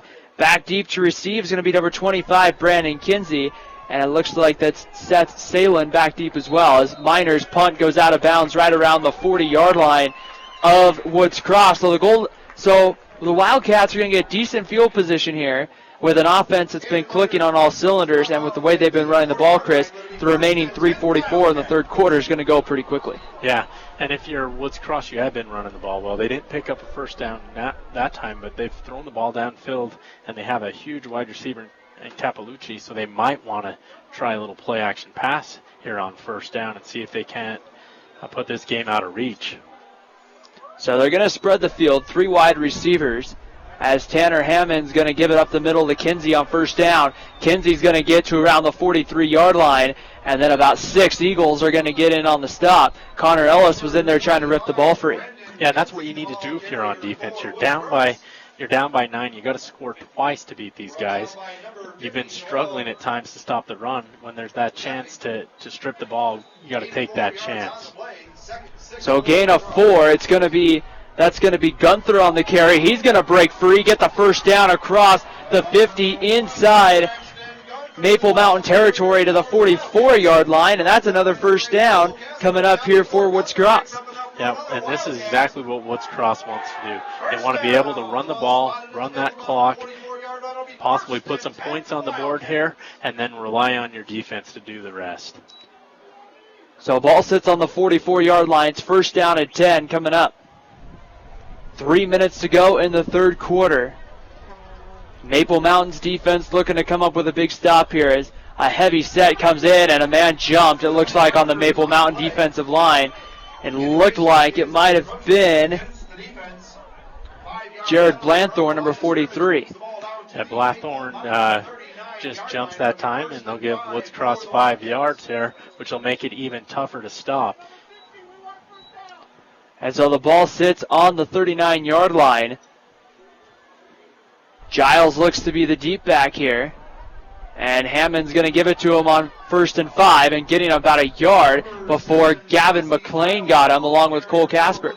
Yeah, it was a good time by Maple Mountain secondary, selling out on the run that time and getting a stop. But by doing that, you do risk play action pass downfield. But at this point, you haven't been able to stop the run. What choice do you have? Hopefully the wind would stop any pass play, right? As Hammond breaks the huddle, he runs over to get an adjustment from his head coach, goes under center, gives it to Giles. Giles is going to get the first down and get to about the 34-yard line. And Woods Cross, once again, is just moving, just continues to move the chains and moving that clock here late in the third quarter. Yeah, usually when you have 3 guys in the backfield, it's an option play, but they're just handing it up the middle and using those 2 guys to open up holes. Giles again on 1st and 10, gets to the 30, continues moving the pile. He's still down, still going inside the 20 to about the 17-yard line, and it's first down, Woods Cross. Yeah, Woods Cross is running the ball well, and Maple Mountain is having a hard time standing up and getting off the field. I think they're starting to get worn out by those big bruising offensive linemen and those 2 huge fullbacks that just keep running into them every play.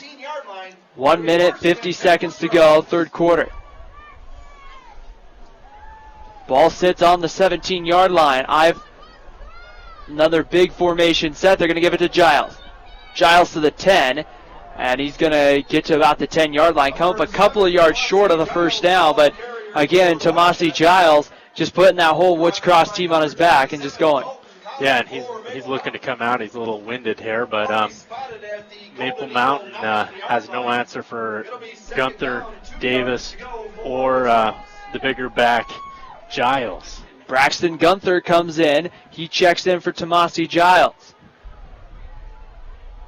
Hammond gives right up the middle. It's going forward to about the 8-yard line is Braxton Gunther. And it looks like there might have been a flag. I'm not sure if that, and it is. It's going to be a penalty against Woods Cross. Yeah, and the early indication was a hold, so that will bring up another second down here. Maple Mountain's defense is holding on to dear life, trying not to get an insurmountable lead, but you got to remember to play to the final whistle. That's definitely something that I think that we saw last week. Chris, you and I saw in the booth on Tuesday with Maple Mountain's win over Spanish Fork. And now it's going to be a second down and about 12 coming up. Right up the middle, it's going to be Braxton Gunther. He's inside the 5. Touchdown, Woods Cross. Braxton Gunther gets in from 12 yards out. And Woods Cross has opened this one up pretty good with 42 seconds to go in the third quarter. Yeah, give Woods Cross credit. They've stuck to what they do well, and that is run the ball. They've ran out of multiple formations with multiple running backs, and it's really worn down Maple Mountain in this second half as they were leading 9-0, but they've put on 2 touchdowns here in the third quarter alone. Jeremy Hills, number 82, on for the extra point. The kick is up. And it is through, and with 42.5 seconds to go in the third quarter, it's Woods Cross 23, Maple Mountain 7. The Golden Eagles, Chris, it looks like the Golden Eagles' backs are up against the wall, and right now they have to figure something out, and they need to figure out something fast. Yeah, they need to, the one time they scored, it was on a big play. They have big play capabilities, The problem is Woods Cross is putting a lot of pressure, so they're going to need the offensive line to stop or to step up and stop letting the Woods Cross defensive line and linebackers get in Hall's face and let them have a little time to develop some of these plays downfield. And so we still have a quarter left, still have a few, 40 some odd seconds left here in the third quarter. What's the tone? What's the message you have to send right now to your team? Just like we've talked about earlier, you just keep fighting hard, play to the end of the whistle, play every play, and they do have big play capabilities. They are down 3 possessions, but they do have a good kicker in Dayton here, so they need to get some points on the board on this next drive, or it's pretty much over with. The senior kicker, Jeremy Hills, will put a foot into it at the 40. Miner and Maffey standing back at their 10. It's going to be a short kick. Maffey is going to watch it bounce out of bounds, and so pretty good field position coming here, depending on if... I'd make him kick it again. And I'm not sure. It looks like Maple Mountain's lining up that way, and Woods Cross is going to head back out there. So Maple Mountain is going to force Woods Cross to re-kick it. They have an option of taking the football, or they have an option of re-kick. And so they'll take the re-kick option here. It will move back 5 yards to the 35-yard line. Yeah, and looking at the flag poles right at this point, the wind's not in Woods Cross's favor, and that's why I would make him kick it again. So they'll move Jeremy Hills and the Wildcats back to the 35-yard line. Maffey and Miner will move up to around their own 15-yard line. As we've seen the kick right now, Connor Ellis standing at his own 26-yard line. Hills set to put a foot into it at the 35-yard line, and we're back underway. A line drive kick going to come to the up back at about the 27-yard line, and immediately getting hit and dropped at the 35 was Brandon Beebe, number 26, on the return. So if you're Maple Mountain, you need to get Jaron Hall in a rhythm here. You got to pick up a couple first downs, maybe take a couple shots downfield.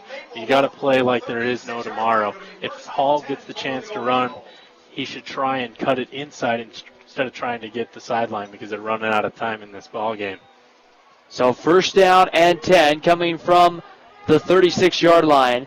Jaron Hall set from shotgun. He'll have 4 wide receivers. Connor Ellis checking in at the tailback. Hall will adjust the offense, adjust the offensive line, as it looks like Woods Cross might be coming off the edges. Hall steps back to throw, has some time. He's going to take a shot deep. He's got Jake Dixon out there diving attempt and just out of the reach of the hands of Jake Dixon. And that pass falls incomplete. Yeah, and I don't know if Jake Dixon slowed down, but it looked like it was right on target, and then the ball just was slightly overthrown. Let's see if we can't see that on the instant replay. But I think Maple Mountain has the right idea. The line blocks that time. They were able to take a shot downfield, as it looks like it was just over the outstretched arms of Dixon that time. Maple Mountain's had some opportunities down the field in one-on-one coverage tonight. Maffey late getting back. It's on the 35-yard line. 5 wide receivers. Hall drops the snap, then has to pick it up. Now being chased, and he's going to be brought down as Brandon Wagstaff, number 3, got there and brings him down at about the 22-yard line. Yeah, it's amazing what just 1 foot does. The play earlier, they could have scored a touchdown at that pass just been a couple feet back, and instead they'll have the ball 3rd and forever. I can't do math like that. So it's 3rd down and 23, and you would think Maple Mountain here would have to take a shot deep, and they'll definitely spread it out here with 4 wide receivers. And the end of the third quarter will come here. Woods Cross 23, Maple Mountain 7, 12 minutes of football left. Does Maple Mountain have another miracle left in them? We'll find out after the break. You're watching high school football on the Spanish Fork Community Network. Recently, Spanish Fork City began the new recycling program. New blue containers are being every home in the city. There are many good reasons to recycle. It helps reduce our costs for garbage. Stops are adding to the land items that are better recycled. It takes just a little effort on your separate your garbage for recycling. We can all do our part to help clean up our environment and save our community. resources. For more details about the recycling program, visit SpanishFork.org.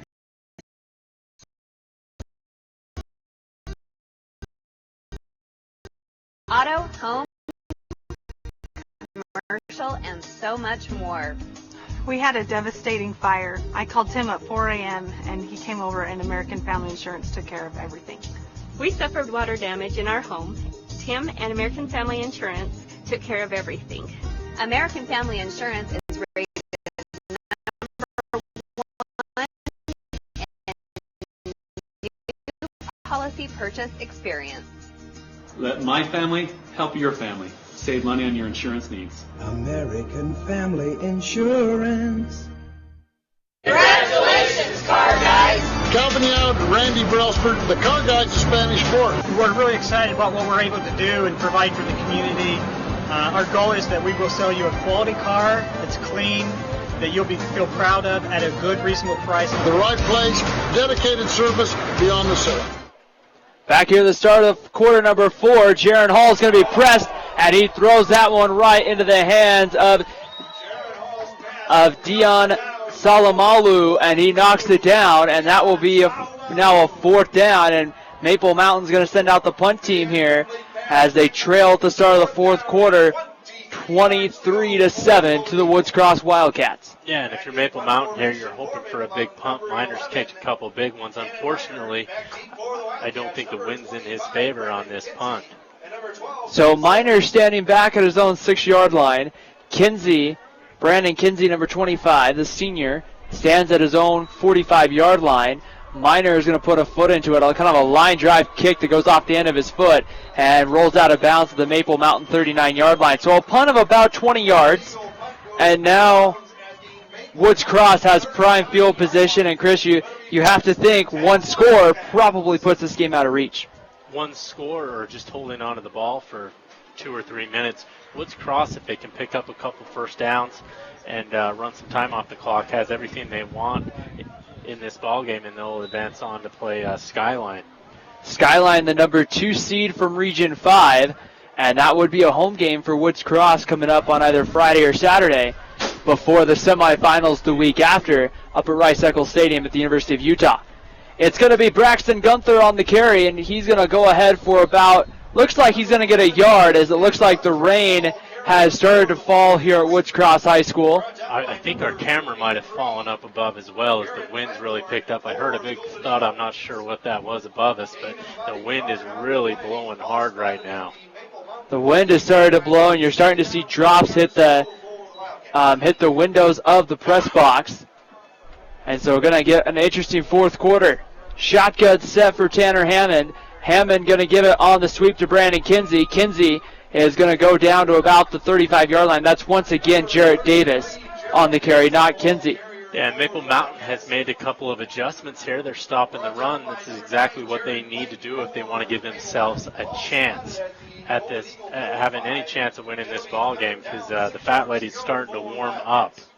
3rd down at about 6. The Golden Eagles need the 29-yard line to move the Wildcats will need the 29-yard line to move the chains here. Maple Mountain looking for a key stop.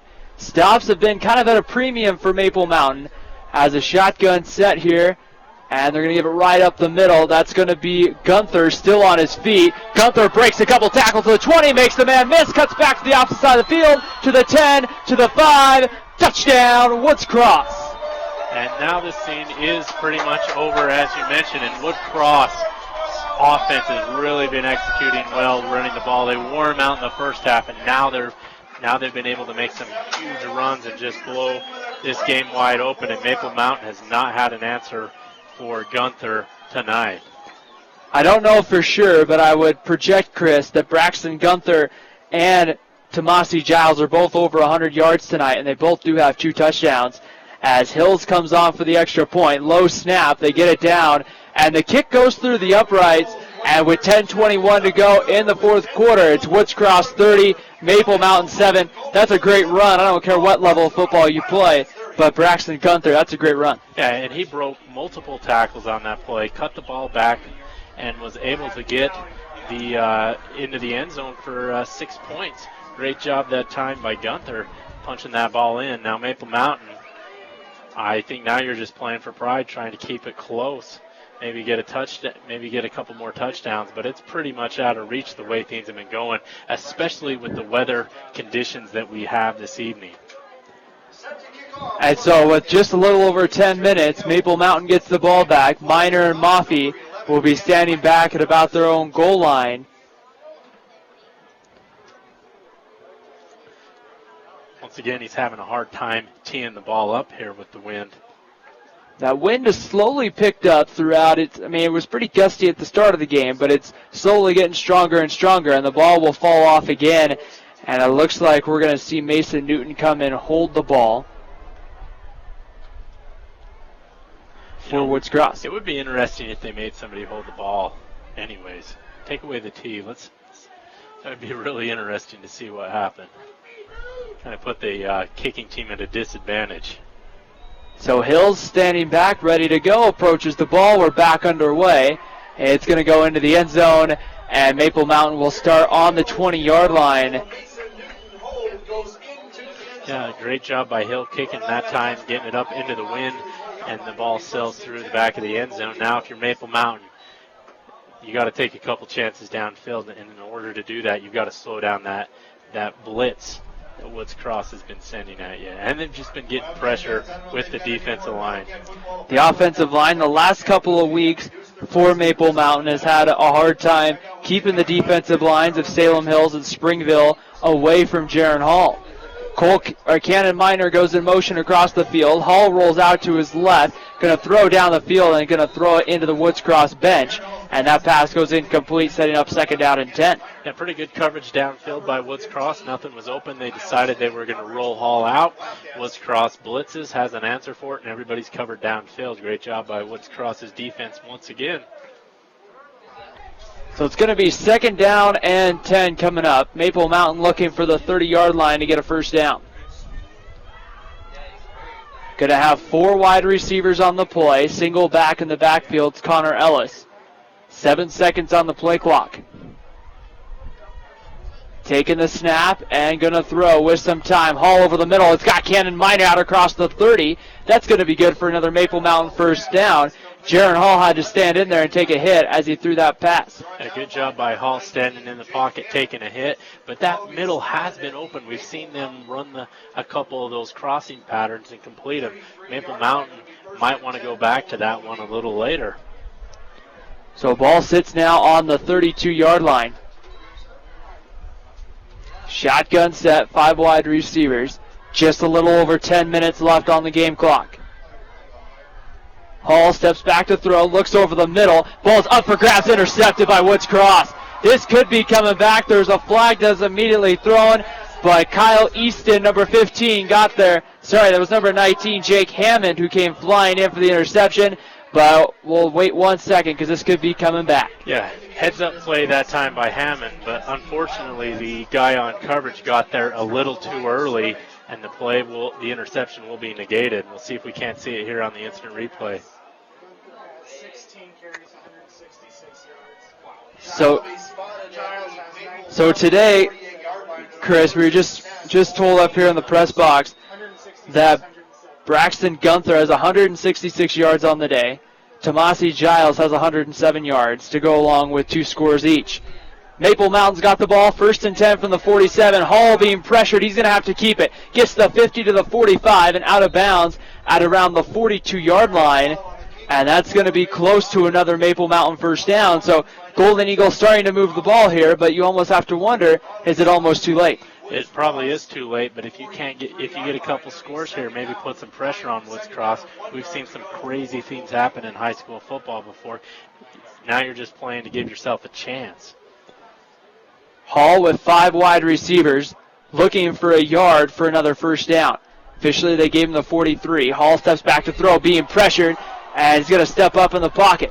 He's going to now keep it, slides it around the 41-yard line. That looks to be another 1st down. One of the linemen for Maple Mountain there, you might be able to see it on the replay, almost pushes Kyle Easton right in to Jaron Hall. Yeah, that was a great job by Hall escaping the pressure that time as the block just came in late. and Hall picks up the first down, slides, and Maple Mountain moves the chains. So 1st and 10 at the 41-yard line. Golden Eagles will be from shotgun, 5 wide receivers. Jake Dixon to the bottom of your screen, number 4. Has been one of Hall's favorite targets the last couple of weeks. They're going to set up the screen to Cannon Minor. High throw, and that one goes out of Minor's hands and incomplete, and that brings up 2nd down. And that might be a case where Hall's just overcompensating for the wind. The wind's blowing the other way, and he throws it way high, thinking he has to put a little more on it than he does, and it just sails over the head of Cannon Minor, as it's very difficult even to make those easy throws when the wind's gusting in different directions at that velocity. So 2nd and 10, ball on the 41-yard line, 9:14 to go in the 4th quarter. Woods Cross looking pretty solid, have a date Friday against Skyline in the state quarterfinals. Hall gets the snap, he's going to step back to throw, steps up in the pocket, he's going to look deep, he's got his man down there and in and out of the hands of Jake Dixon, as Dixon tried to pull it in with one hand, and that goes incomplete, and it'll be 3rd down. Yeah, it looked like maybe number 10, Luke Robinson, grabbed his hand on the coverage, but the penalty's not thrown, and I think that's why he was only able to get one arm out. So he might have been held early there, but it's all for naught, and Golden Eagles will have to play here for 3rd down. So 3rd and 10, Maple Mountain needs the 31-yard line, just maybe inside the 31, to move the chains. Hall from shotgun, single back to his left.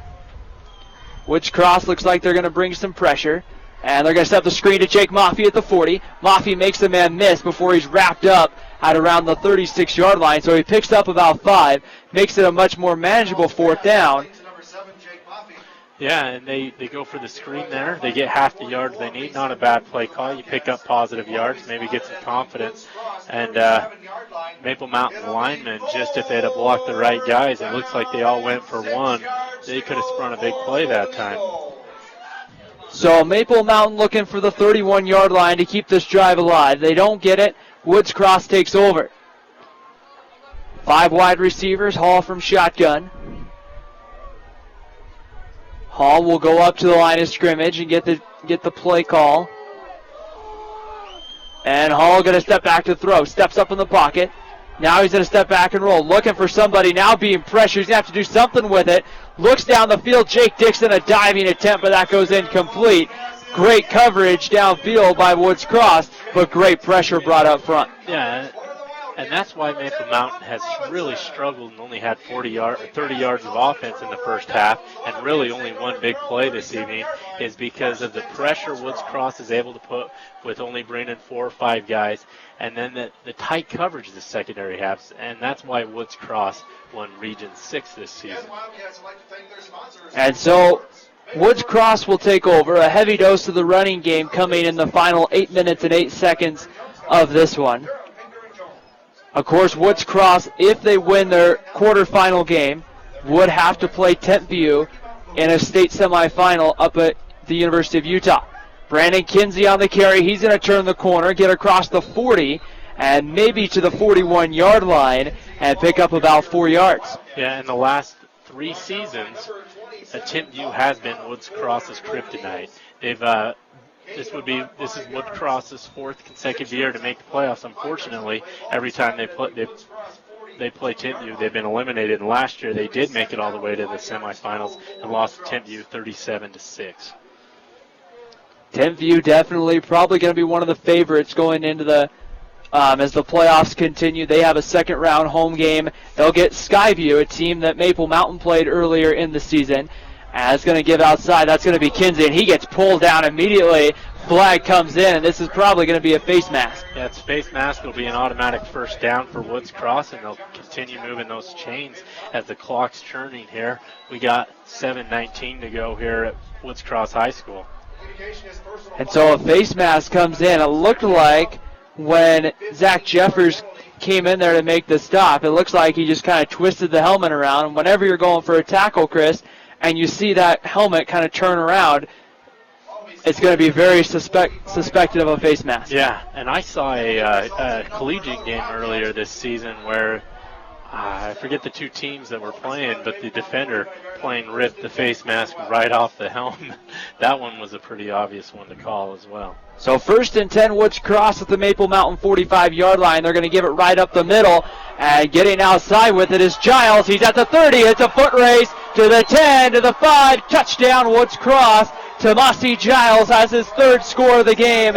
And Woods Cross for sure now has broken this one wide open here in the 4th quarter.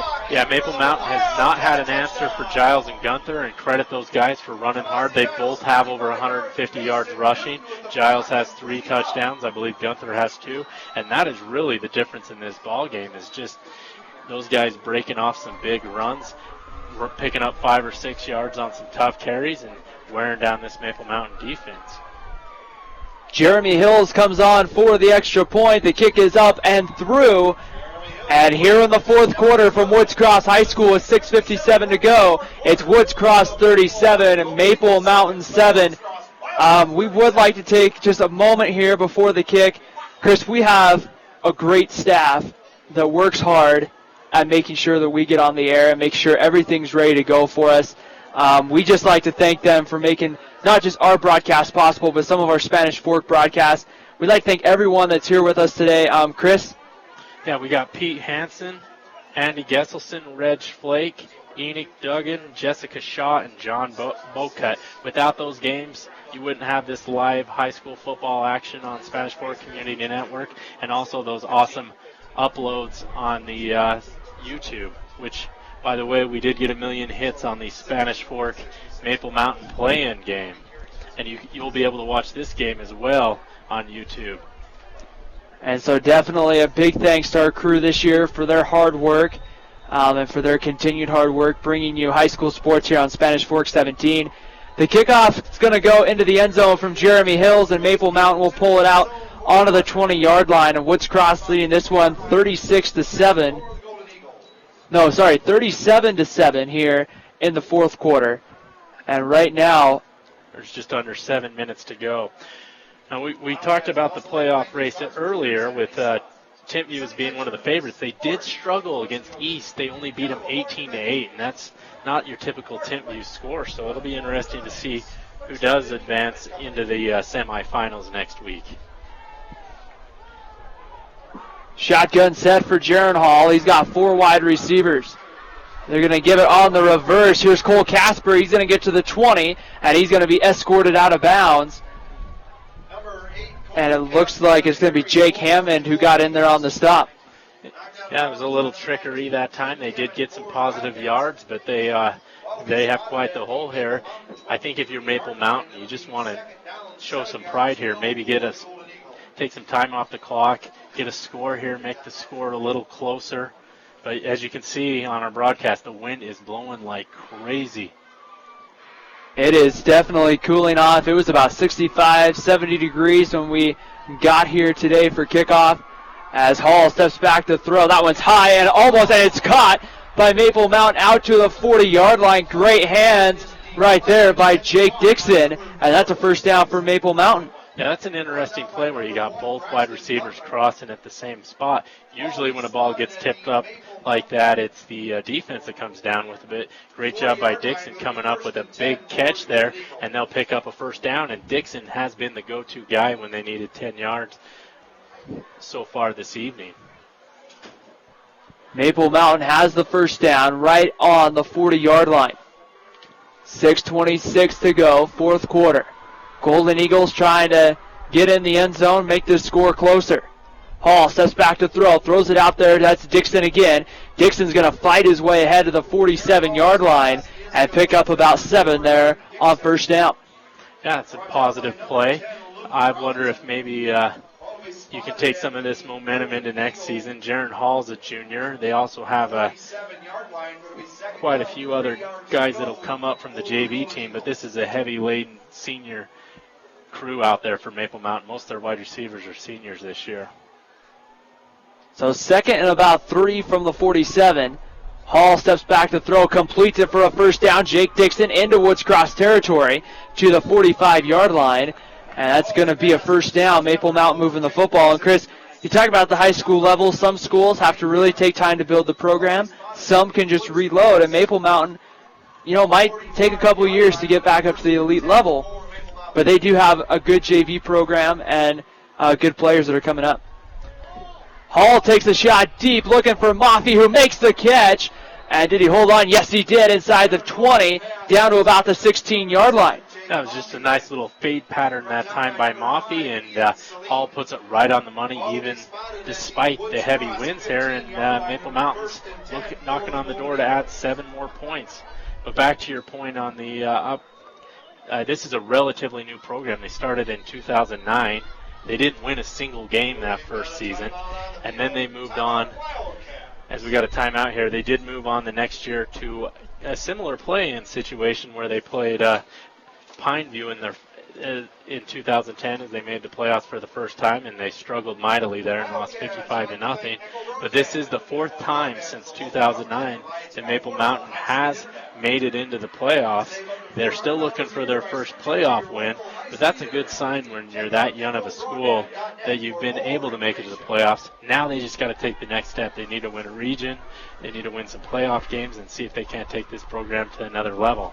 And one of the big indicators, especially at the high school level, it seems, Chris, especially, and this is my first year really seeing Utah high school football, but I know in Oregon a big indicator of which teams are going to have a shot to have a decent season is the quarterback play. And you talked about you have a quarterback in Jaron Hall who's coming back next year for his senior year, and the effect in which having a leader like a Jaron Hall on your team can have. In Utah, I'm not sure if it correlates the same way, but it definitely has to attribute something on your offense. Well, I think experience correlates at every level, at every sport, no matter what you're doing. Hall set from shotgun. It looks like some movement on the offensive line before Jordan Larson gets the carry. So that moves Maple Mountain back 5 yards for the false start penalty. Now they trail 36-7 here with 5:18 to go. Maple Mountain was only down 9-0 at the half, came out, cut the lead to 9-7, but ever since then it's been the Woods Cross running attack that has crushed Maple Mountain this evening. So Woods Cross will use a timeout. And so right now, it's 37-7 here with 5:18 to go. Definitely no doubt about it here, Chris, as you never want to lose a playoff game. You never want to see your season end. But you want to, here for Maple Mountain, you want to end it on a high note. Yeah, getting in the end zone. This is going to be the last game of tackle football for a lot of these seniors. So if you can go and score here, maybe the bus ride back won't be as bad. It's probably not going to be very fun. But, it's probably end on a positive note would help some of these seniors go out on the right note here. Cut the lead. Who knows? Maybe they get the ball back and can do it again. I imagine Skyview might unload the bench and give some of those younger guys some experience. So here it is. It's going to be a first and about 15 coming up here. Hall going to be pressured, and he is going to be, ball comes free. Woods Cross picks it up. They're going to scoop and score. And it looks like they're going to call him down before Woods Cross goes into the end zone. Thomas C. Giles knocked it free, but Dion Salamalu does the smart play and picks it up and runs it back. We saw the University of Utah last weekend score on a similar play, but Hall ruled down by contact, so it will be a big loss on the play. And now it's going to make it, and there's a penalty marker on the field. Yeah, great job that time by Giles getting in there and getting some pressure. Didn't look like Hall was down, but Woods Cross picks it up and does the right thing, and Maple Mountain gets bailed out there by the officiating crew. And there is no instant replay at this level. Giles with the sack. And so right now, here's where we sort the penalty out. And Giles, did you see how he came in here? He's not only big and strong, he's fast as well. Giles, a senior running back and defensive lineman, unsportsmanlike conduct indicated against Woods Cross, and that's going to bring That's going to almost negate the loss there on the sack by Giles. That will negate a good portion of that. And it's still second down, and forever though. There's a very close play on that fumble as we just saw the replay. Very close. It does look like, though, before that ball comes out, that that Hall's knee did hit the ground. There's a delay of game now as well. I think it was a delay of game penalty on them for running the ball down as well. And so 2nd and 25 coming up here from the Woods Cross 29-yard line. Shotgun set for Hall. 4 wide receivers. Hall going to step up and throw. Now he's going to be pressured. He's going to have to keep it across the 20. And he gets, it looks like officially to the 25 as you got past the 30-yard line. And that will set up a 3rd and about 20 coming up. And as far down as you are, I would go for the touchdown here. So I would be thinking we need to get a big chunk on this play and instead of trying to get it all here. We'll have to see what Coach Burt and Sean, the Maple Mountain offense, dial up this time. 4 minutes and 46 seconds to go in this one. The rain looks like it's starting to come down a little bit more. The wind is picking up here at Woods Cross High School. 5 wide receivers set. Hall takes the snap. He's going to throw. He's going to look over the middle. Incomplete. It looks like he was looking for Cannon Minor. And that's going to bring up 4th down. And Hall looking over the sidelines to see what they will do. But I would imagine here, Chris, that they'd be going for it. Yeah, they'll probably go for it here. And Minor that time was bracketed very well. And for that matter, there was great coverage downfield. And Hall had nowhere to go with the ball that time once again. 4:26 to go. 4th down at 20 for Maple Mountain. 4 wide receivers, shotgun set for Jaron Hall. Hall takes the snap. He's going to throw. He's going to be pressured. And Tomasi Giles gets him this time and sacks him back at the 39-yard line.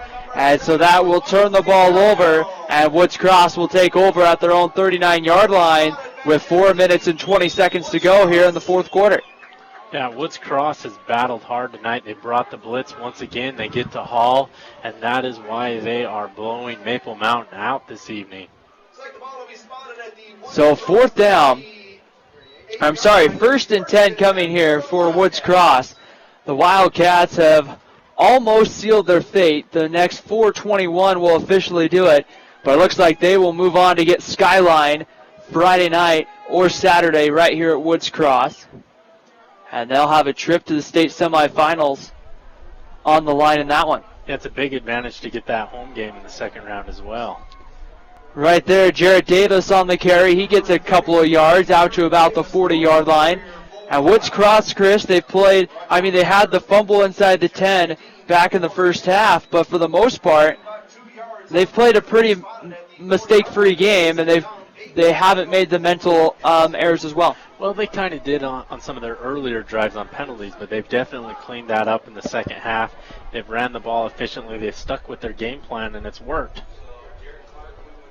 3:46 to go, 4th quarter. Shotgun set, and it's going to be Davis again on the carry. Davis is going to get across the 40 to around the 41-yard line, so about a gain of a yard. A lot of work there for a yard, and that sets up a 3rd down. We'll see if Maple Mountain can't get a stop, get the ball one more time before the season's over. Maybe if you're a Maple Mountain fan, you can't wait for this just to be over. Good news is for Maple Mountain, basketball season will be coming here shortly. A new season, a new sports season for the Maple Mountain viewers at home. So 3rd down and 6 as the wind continues to pile up. 3 minutes to go in the 4th quarter. Play clock's going to be at 3 seconds. Hammond gets it off and gives it right up the middle. It's going to be a 1st down, and that's Jason Kofed on the carry, and that's a 1st down into Maple Mountain territory at the 45-yard line. And they just keep moving those chains. Woods Cross here is looking to add a capitalization or capitalize the win here and get 7 more points. And the clock's down to 2:42, and Woods Cross is just taking their time here. Woods Cross has done a little bit of everything. They've gone slow at times. They've also gone hurry up, no huddle. I formation set. Brandon Kinsey, the deep back. And Hammond under center is going to give it right up the middle. And Kinsey's going to fight his way ahead to the 43-yard line and gain of about a yard or two. And it looks like Maple Mountain's playing a lot of their backups right now, maybe giving them some experience for next season. It's pretty valuable experience anytime you get here in the playoffs and can say you've got playoff experience for some of those younger guys. And especially right now, Woods Cross seems to have a good portion of their starters still in the ball game, so they're getting experience against a very good varsity team. Minute 51 to go, fourth quarter. I formation set, right up the middle again is Kofed. He's going to come close to the first down. And in fact, it looks like he might have got it, and he did. So it's a first down for Woods Cross. And we're getting near the point of the game where Woods Cross might be able to nail the ball here as there's a minute 40 to go. But as we saw on our last game, that's a very tough calculation you got to be careful to make. And so what the Wildcats of Woods Cross here will look to put the final touches on this one, prepare for Skyline, and if they win that, it's a date with Skyview or Tempview, which could be a pretty good game. We've seen Skyview this year.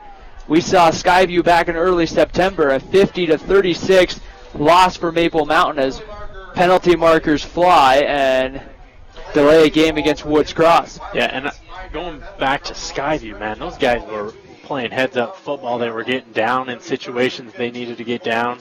They were calling timeouts. They were running out of bounds. A very intelligent team from Skyview, and Maple Mountain also faced Tempview, and they got crushed in that one, 45-10. So that should be a good game next week between Tempview and Skyview, and also Woods Cross and Skyline should be another battle as well. Springville plays Corner Canyon, and Corner Canyon's having a great year. If Springville pulls an upset, potentially you could have Springville-Salem Hills in the semifinals. Yeah, both Salem Hills and Springville would need to spring the upset. Flags fly again here. Delay game against Woods Cross. A minute 12 to go in this one. So that's the second straight delay a game penalty against the Wildcats. Yeah, and we don't have the clock here on the Spanish Fort feed because I believe it got knocked over earlier. The wind has been gusting pretty good as Tanner Hammond takes the knee for Woods Cross, and the final minute or so will tick off. But boy, it's been a great season of Maple Mountain football, Chris. We've had some good games, starting with the first game. That Skyview Maple Mountain game was back and forth. We also saw Maple Mountain against North Sanpete. North Sanpete's a playoff team at the 3A level. They're making a run into the playoffs. It's 42 seconds. Hammond will take a knee. Yeah, and it's an awesome opportunity. I know when I was in high school, they didn't have any live broadcasts going, so it's a great opportunity for these kids to go back and watch themselves on YouTube or see themselves on the internet, on Channel 17. So it's pretty exciting to have high school football on the Spanish Fort Community Network. The final snap of the Maple Mountain season will have Tanner Hammond under center. He will take a knee, and that should be the final snap as we're under 10 seconds to go in this one. The Woods Cross Wildcats will win this one today. Your final score from Woods Cross High School will be the Woods Cross Wildcats 37, Maple Mountain Golden Eagles 7. Woods Cross will move into play on Friday against Skyline in a state quarterfinal game. Maple Mountain season will come to an end, and the Golden Eagles have a lot, like we've talked about the last few minutes here, a lot to look forward to into next year. They had a lot of good highlights this year as well. Yeah, they had a lot of good highlights, and for those seniors, they should hold their heads up high. Those guys played hard. They made it into the playoffs. It looked like they wouldn't. They had to get in a playing game situation, but they've done well to get to this point. They end up with a losing record, but they were in a lot of ball games that came down to the wire, and just the ball bounced the wrong way for Maple Mountain. The hard part about sports is sometimes you're on the right side of the bounce like Maple Mountain was last week, but then you also have the other side where sometimes the ball doesn't bounce your way. And for Maple Mountain, I mean, you take a lot of positives really you played against a lot of good playoff teams and played really well. You had guys who I'm sure will take some all-league honors. A guy like a Cannon Minor, maybe a Jaron Hall would be.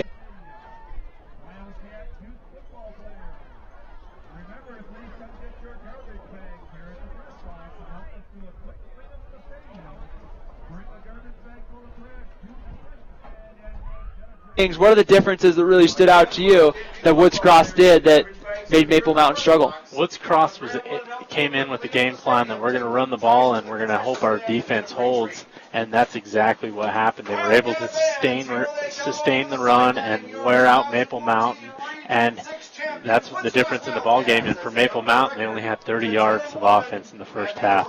They did get a couple of big plays in the second half, but it just wasn't in the cards for them as the more talented Woods Cross was able to prevail here 37-7. Once again, we'd like to thank our tremendous staff here at the Spanish Fork Community Network for helping us get everything ready to go, and mostly for all you viewers at home for the wonderful high school football season it has been here in the Spanish Fork area as we get ready to put a final wrap here on the football season. For my partner in our entire Spanish Fork Community Network team, I'm Ryan Pickens signing off and saying have a great day, everyone. We had a devastating fire. I called Tim at 4 a.m. and he came over and American Family Insurance took care of everything. We suffered water damage in our home.